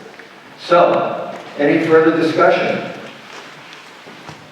Are we ready to vote on Article 28 as moved by Ms. Klein and seconded? All in favor, say aye. Aye. Any opposed? Any abstentions? Article 28 passes unanimously, and Article 29, I believe we have Mr. Pepin, Byron Pepin, to make a motion. Please speak right into that microphone. My name is Byron Pepin, I live at 404 Main Street. I move that the town vote to name the transfer station the Philip F. Nolan III Memorial Transfer Station in honor of his 35 years of service to Ashfield and surrounding community. Before we have a second, it reads Phil F. Nolan III. I've learned that was a scrivener's error. It was intended to be Philip, so I will accept that because it's within the scope of what was intended by naming it after Philip Nolan. Is there a second? Second. Second by Mr. Carter. Did I do it again? He and I both seconded it, but he didn't second. Okay, it was second by Mrs. Pitter. I don't know. So, would you like to speak, Mr. Pepin, on why you are proposing this petition be granted? Hill was a true ambassador of the community, knowing everyone's names, their families, their pets, goodwill, good humor, helpful and firm, but kind direction about recycling and policies made visits to the transfer station a pleasure and a social event. Thank you. Question, comment, anybody else? Who? There you go, Mr. Fitzgerald. Yeah, Michael Fitzgerald, Baptist Corner Road. Phil might have been my own oldest friend. I clearly remember him from kindergarten. And I'm totally in favor of this. But Phil had a long tradition of upcycling at the dump, which was sometimes spotty. And I'm wondering if the select board might consider looking into what other towns call like a swap shop. Here, rather than having used carpets hanging on the railings like Phil used to do, a pile of lawn chairs that he'd throw into the dumpster on Sunday at noon. And earlier tonight, or earlier today rather, we were going over the trucking expenses for the transfer station. And everything Phil put in the back, or that you put in his truck. And he said, we have a generous return policy. Is not being paid by our taxes to haul off and throw away somewhere. I don't know how to do what I'm talking about. I know Healthy does it, Emers does it. They probably have tax income. We do. But there would be some money savings. And if it's really Phil's memorial, I think upcycling kind of has to be considered. Thank you, Mr. Fitzgerald. Comments? Questions? Observations? Reflections? Call the motion. Well, you made it doesn't sound like you have to call the motion, so we won't go through that because we don't have to. We are ready to vote. Yes. All in favor? Aye. Any opposed? Any abstentions? That passes unanimously. Hang on, there goes my reputation. We don't have to break for lunch for the first time in 25 years.